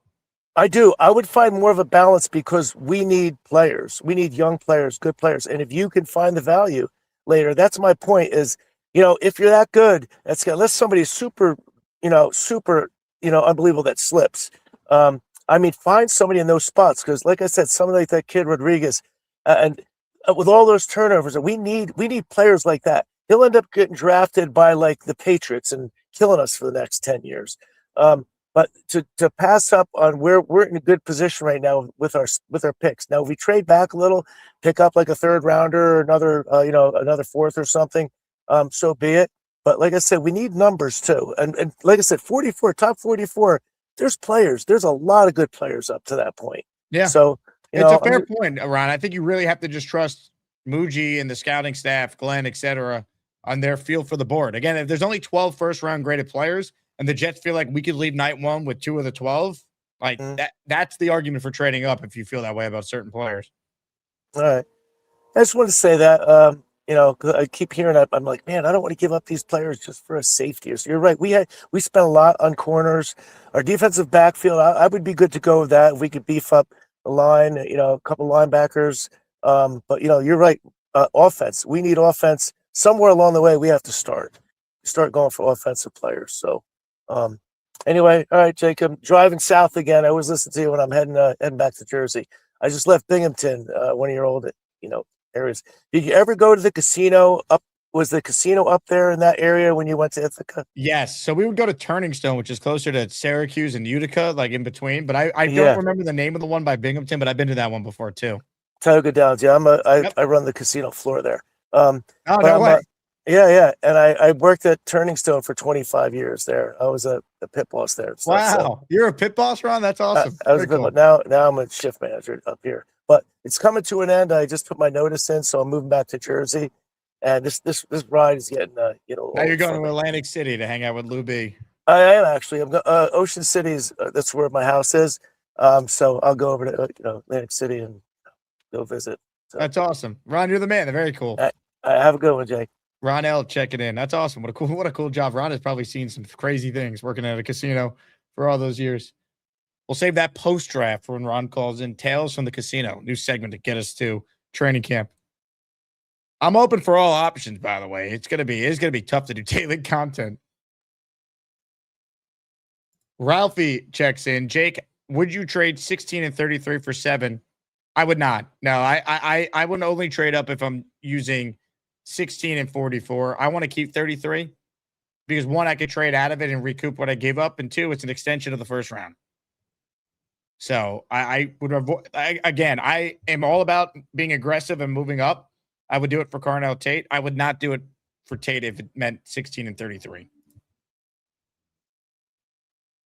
Thunderlips, if it's actually your birthday, happy birthday. But I don't know if the chat is just trolling or it's actually your birthday. If it is your birthday, happy birthday to the great Thunderlips. DKLNG10, D King 10, perhaps. In the raffle for 1. Let's go. Good job. All right, I'm starting to count the names here. We're almost 2 hours in. Nick Shine says, I've seen this before. AJF is about to get catfished. Uh-oh.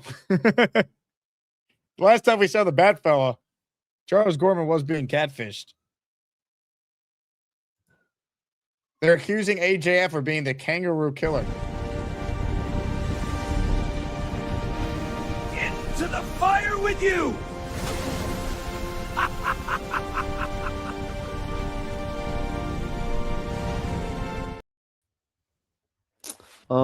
Jake, I think you should check Discord. There is some more evidence that has been found recently that I think the lovely citizens of Asmania deserve to see.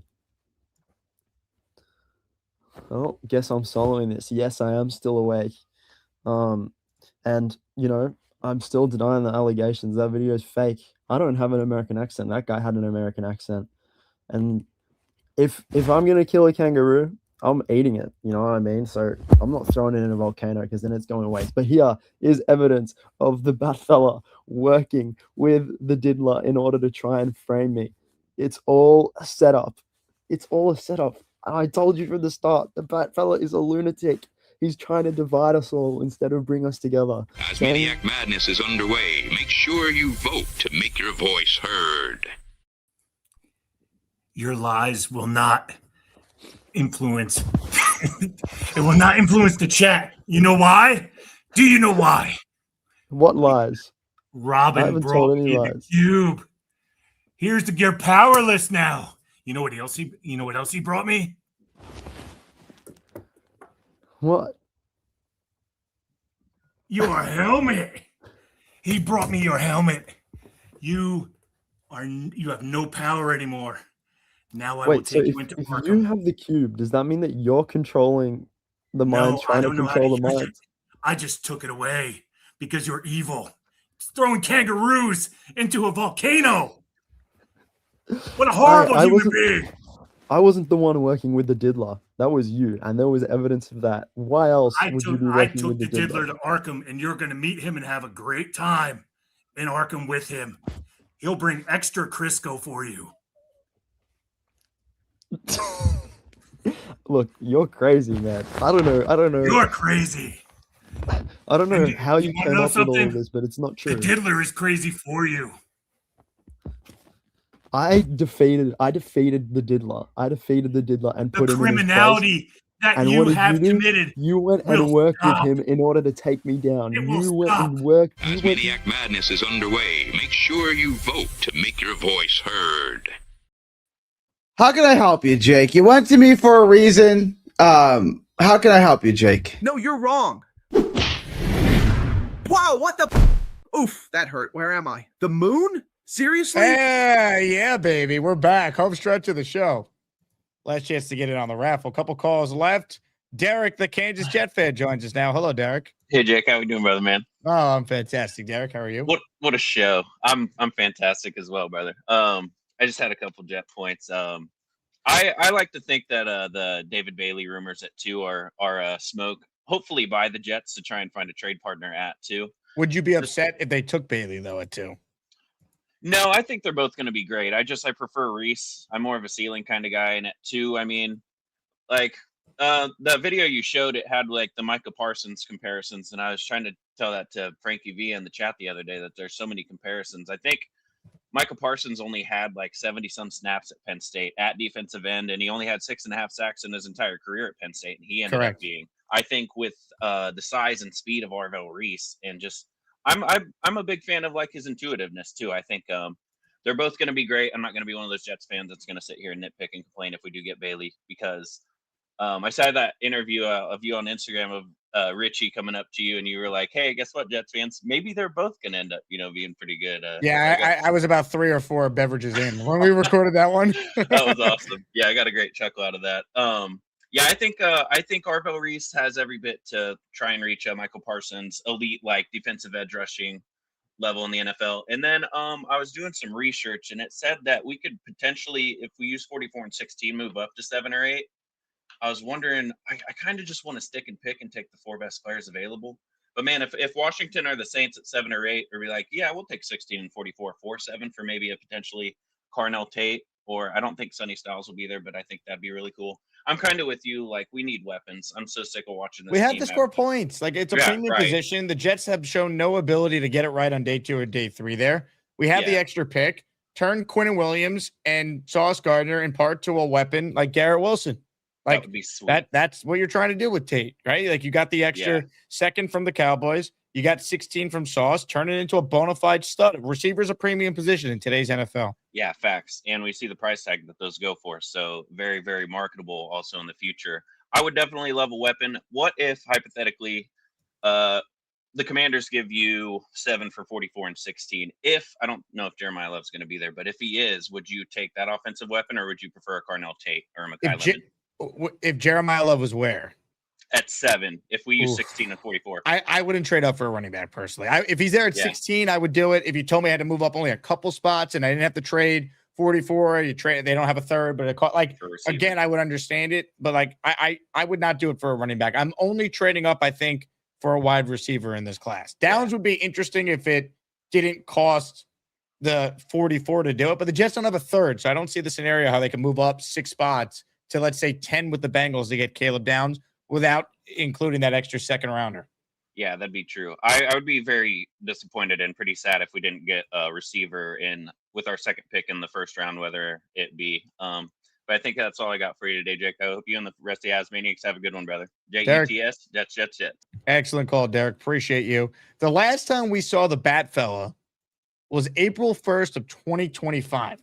The Bat Fella was in a Sweet 16 battle against the number 1 overall seed of the inaugural Asmaniac Madness tournament, Charles Gorman. And with the Bat Fellow returning to the show today, so has this man. Hey, Charles! You'll never get my chicken soup recipe. Hey, Charles! I'm not saying that Lowski takes steroids. I need some of it. Hey, Charles! Who is that lovely lady? Send it this way, Charles! Hello, my friend. I'm happy you've been rehabilitated. You are no longer the flatulator. You are Charles Gorman. You're part of the trans team community, and we fully accept you.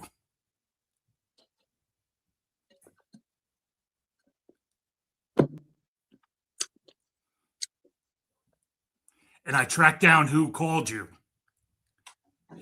Isabel was working for Captain Outback in Nigeria. His power seemed to be limitless before I took away his cube, his magic cube. Now he's powerless. Charles Gorman, you're free to live a wonderful life in Isla, New Jersey.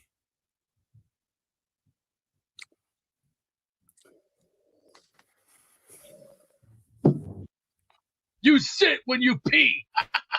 Now go to another caller. And now, back to the Jake Asman Show. No, you're wrong. Wow, what the? Oof, that hurt. Where am I? The moon? Seriously?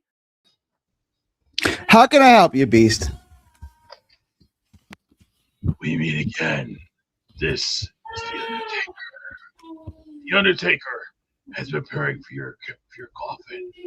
It's already being built as we speak by men of honor and dignity. Tomorrow is your last ride.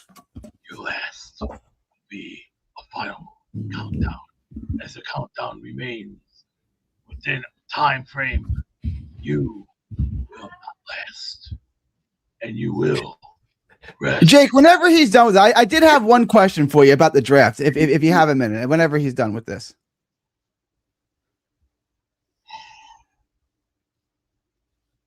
Cowabunga. Master Beast. What is He going on just with got a you? welcome. He just got a welcoming from the Undertaker.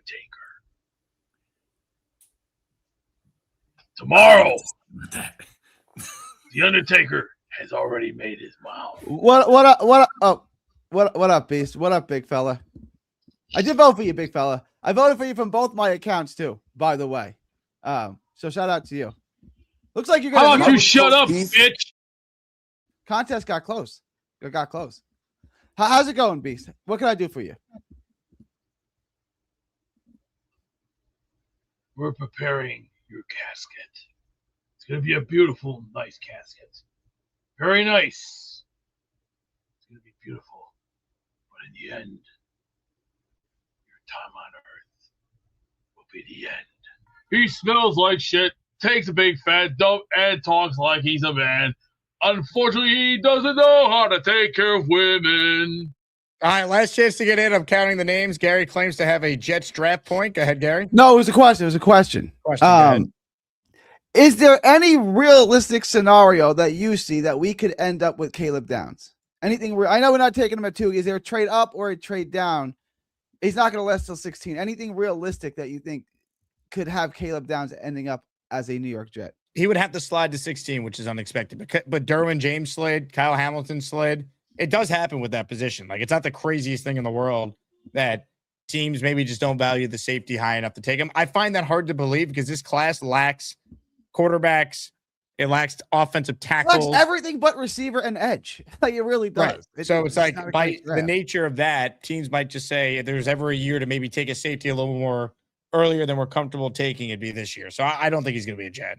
Yeah, I don't see it either. I just wondering if there's any scenario you could envision. I do think he's the best player in the draft. I just don't see how they could trade up for him. At 2. I don't think they would do it for. I don't think they would trade up for a safety, but they could. I mean, they think if they agree he's the best player. 7. How far do you think he'd have to trade up for? I think he's in play starting at 7 for teams.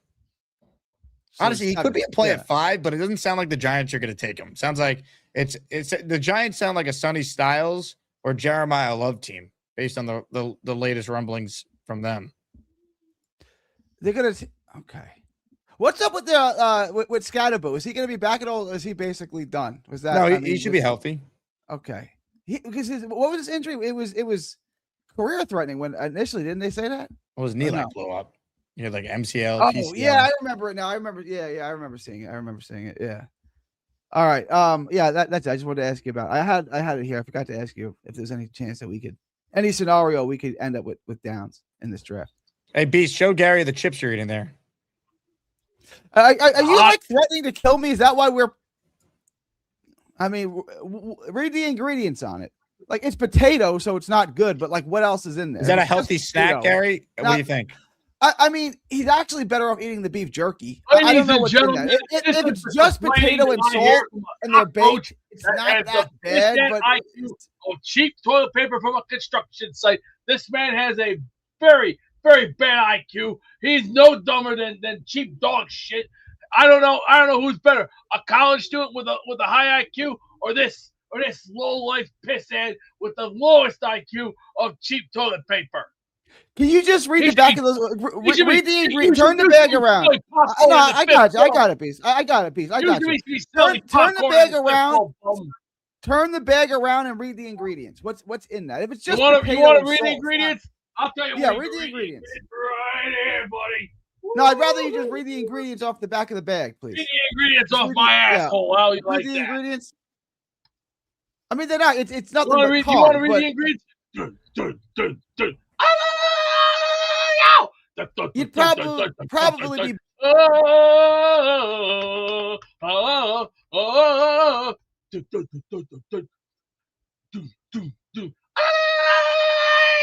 dun, dun, dun, dun, dun. Oh, oh, oh. Yeah, that's right. You don't know who that is, do you? That's Kamala. I remember you don't know Kamala. who Kamala is. I remember forgot. Kamala. He had the painted chest. He was a big. I remember Kamala. Yeah, I remember. I remember let's Kamala. See. Let's see. Do I got the biggest guns in the world. I got the sexiest chest in the world. I basically have a corporation built beyond a shadow of a doubt worldwide, and yet you complain no worse than an old lady in an auxiliary club for the old. What have I complained about? What have I complained about? Oh, let's see. I take your taxes. That's factually. That's not a complaint. That's factually correct. That's a factual statement. Scam. You don't get tax dollars. You don't Come get on, tax people. dollars to Yell make your that life word out. possible. Scam. M123. M123. Scammer. You are a scammer. He's got the attic taxes. You got to pay the attic taxes. You're a scammer. You're a scammer. M123. You little schemer. I'm a scammer. Scammer. Now get out of here, schemer. This is what I'm saying. Like people like me and Jake and the hardworking people in the chat pay for you to live the way that you do. We pay for your life, and then you don't even say thank you. You insult them. It's like, this is the. You're not even grateful that we get to do that. How sick you are in the brain. You sit when you pee. Now go to another caller. One last caller before the raffle. Philly Noodles closes out today. Hello, Philly. Scam. That's the new clip. Please. Scam. Bro, that's the new clip. We just got like 7 clips for Mr. Gator. This is gonna be. You're gonna cook up something good with this one, Gator. Go ahead and get it, dude. It's gonna be I'm still tough in to the beat camp. what we got the other day. You sit when you pee. Now go to another caller. Oh shit. Man, I'm still in my opinion. Sony Styles would be great at 2, but I feel like Reese. You know what? Another thing we're not thinking of how Muji's been moving trades and everything, and we just moved off of Sauce, which garnished picks back. So at 2. What was Sauce was what, number 4? Pick 4? Sauce was pick 4, correct. Right. Okay. So to me, you have to have a player of that ilk, right? Even if Reese does not pan out in 2 or 3 years, his value is tremendous at his age and his position. So to me, it's Reese without a reasonable doubt, unless Mendoza falls, which is not going to happen. So I'll leave it at that. That's my opinion. Philly, fair point. I think Reese gets talked about like he's a project. And look, as a pass rusher, clearly he's not as developed there as Bailey. But I think people underrate just where the NFL is going and just how valuable a piece like Reese could be for your defense right away. Like he can do everything. Like I don't think he's as raw as a pass rusher as people claim he is. I'm not saying he's perfect, but like you have a good D-line coach. You're seeing on tape him working on it already. Like I don't think this is Isaiah Simmons like some have compared him to. I don't think that's the case with this player. I don't think so neither. It's more of like a Parsons type build, just with like I think what's his name was a little too long, too big, and he just didn't fit a mold of either position best in Simmons. And Carl Dunbar. To me, Carl Dunbar and the tight ends coach are going to be the 2 most impactful coaches for this season coming up. So I'm just tuned in for that draft. Can't wait. Can't wait, Philly. Good call. I appreciate you, man. All right, I'm ready for the Asmaniac raffle, and then we'll close voting. So this is your last chance to vote. It's still tight between the big fella and the Australian Jet fan. Let me shout out Kevin Dillon in the raffle for one. Johnny Drama, is that you? Let's go, baby. He has gifted 1 membership to himself. He hit the join button and entered himself in the raffle. Eric, the Kansas Jet fan, wanted to know, can Batfella give Charles a job fighting crime? Could you imagine Charles trying to fight crime? Philly Noodle says AGF has been rendered powerless without his helmet. Well, I got news for you. The helmet is back. The helmet was never gone. I told you the Bat fella is a liar and he's framing me. He claims to have stolen my magic cube and my helmet, but me having my helmet means that he was never here the whole time, which means that he has had the cube from the start and he has tried to mind control everybody in the chat. And not only that, he accused me of of being the reason why Charles got catfished. Why would I ever try and hurt my good friend Charles Gorman? Why would I ever do such a thing? The lies are outrageous, and I can't believe that the Bat Fella is trying to mind control everyone in the chat with this cube. This gets over, bro. I'm just playing. Thank you for being a good sport about everything. Honestly. Oh, of course. It was hilarious.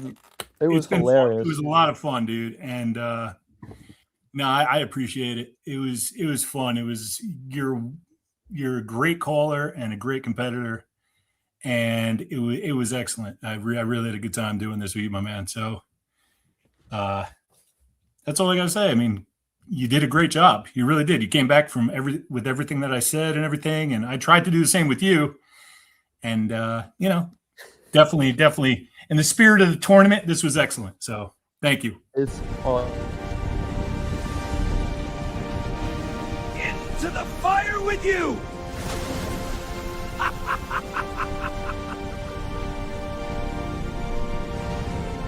What a battle. What a show. Why don't we just declare a winner right now? We had the two sides coming together there. Ladies and gentlemen, voting is officially closed. And moving on to the regional final is the big fella, 55-45 over Australian Jet Fan with 458 total votes that were cast.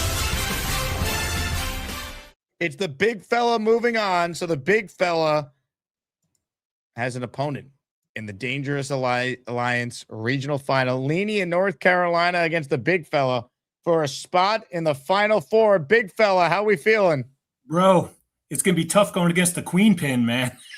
The Queen Pin is like, she's the big boss around here. So, it's going to be tough, but we'll try our best. I guarantee I'm not wearing this suit for the next day, bro. It's hot as balls in this. So tremendous job by you and Australia Jet Fan. This was fun today. Yeah, I mean, great job to him. I mean, excellent job. And I want to thank everybody who voted for me. You guys are the best. And hopefully this will be the last time I do this. So, but anyway, go Jets. Ladies and gentlemen, the big fella. He's home, his bell is on the bed. That's what feels good. On the road, his bell is on the bed. In a dirty hotel room. He calls the show, his bell is on the bed. He's just more comfortable. He got a beard, loves the jets, super jets. Where's a big fella, sleeps alone. There's no room on his bed. Where's a big fella? Hell yeah, what a battle. By the way, I just updated the bracket pool. Guess who's in first place all by himself? Can you say I know my listeners or what? I don't know if it's going to last, but I have the big fella winning the whole thing. And right now, I am currently leading ISU and Big Abrams by 1 point in our bracket pool for Asmaniac Madness. I never win anything. So this would be amazing if I actually won this. But I'm currently leading our bracket pool here. If I win, I will obviously donate the first place prize to whoever is right behind me. But I don't know how much longer this will last. But I'm currently winning in our bracket pool. ISU in second. Big Abrams tied for second there. Rick Kent, Darth Stebo, Scoot all tied for third place. You can see the full bracket pool courtesy of our sponsor of Asmaniac Madness, Splash Sports. I don't think it's going to last that much longer. I have Gary in my Final Four, and I think Dave Briga might one-punch him out. But we'll see. That's going to be a lot of fun tomorrow. Speaking of fun, let's give someone a signed Wayne Corbett helmet right now. I'm excited to see who's going to win this bad boy. If you win, you know what to do. But first, before we even spin the Wheel of Champions, I know what we need to do. We need to say hello to the master of raffle ceremony. Here is the Beast. Cowabunga. Ladies and gentlemen, are we ready for that Wheel of Champions? Bring me the wheel.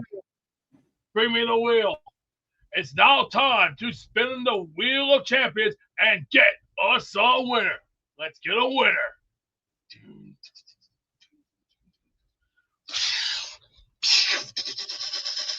As the wheel is going, can we get a winner? There must be a winner tonight. Let's go there now.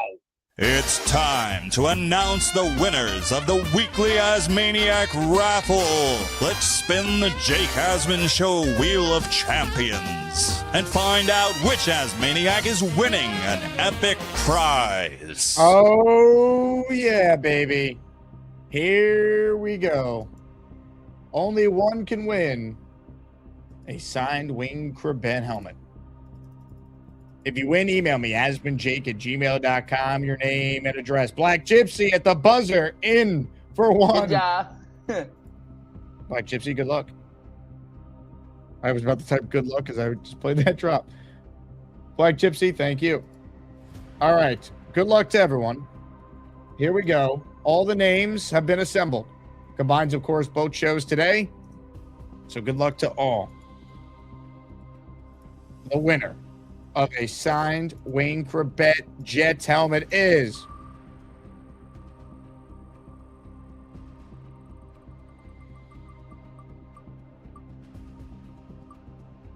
who is it? Kevin Dillon, Johnny Drama from Entourage. He has won a signed Wayne Corbett helmet. Hit the O'Leary wedding chant.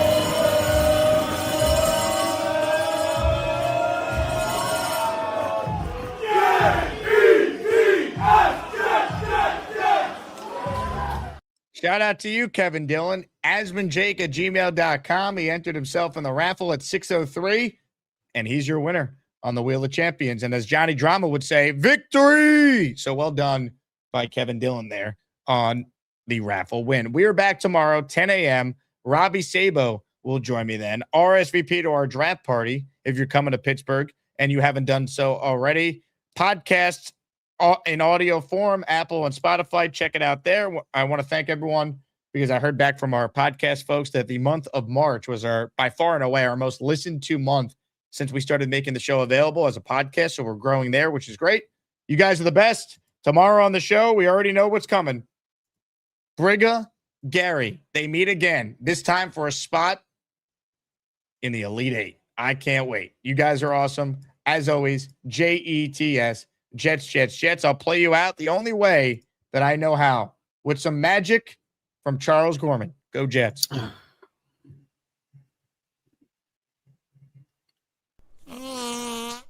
Excuse me. Oh, yeah. You know what time it is. You tried to throw him away, but this man's coming back. Sometimes he's fat or thin. That waistband makes him slim. He's got the fix you need. They call him sexy. Rexy. Fuck Gruden, he's no jet. I'm here to crack some skulls. I'll turn these boys to men. This team is stacked with pros. Hire me, you won't break your purse. I'm here to break the curse. They call me sexy. Rexy. Fuck all you naysayers. Ooh, sexy. Ooh, he's sexy. Rexy. Sexy. Ooh, he's sexy. Rexy. Sexy. Ooh, he's sexy. Rexy. Sexy. Ooh, he's sexy. Rexy. Hey, here's the deal. Just got no chance unless you click on that like button. And you gotta make sure you subscribe to the Jake Asman Show. You don't, you can get the f*** out. Now let's go, Asmaniacs. We're built for this shit.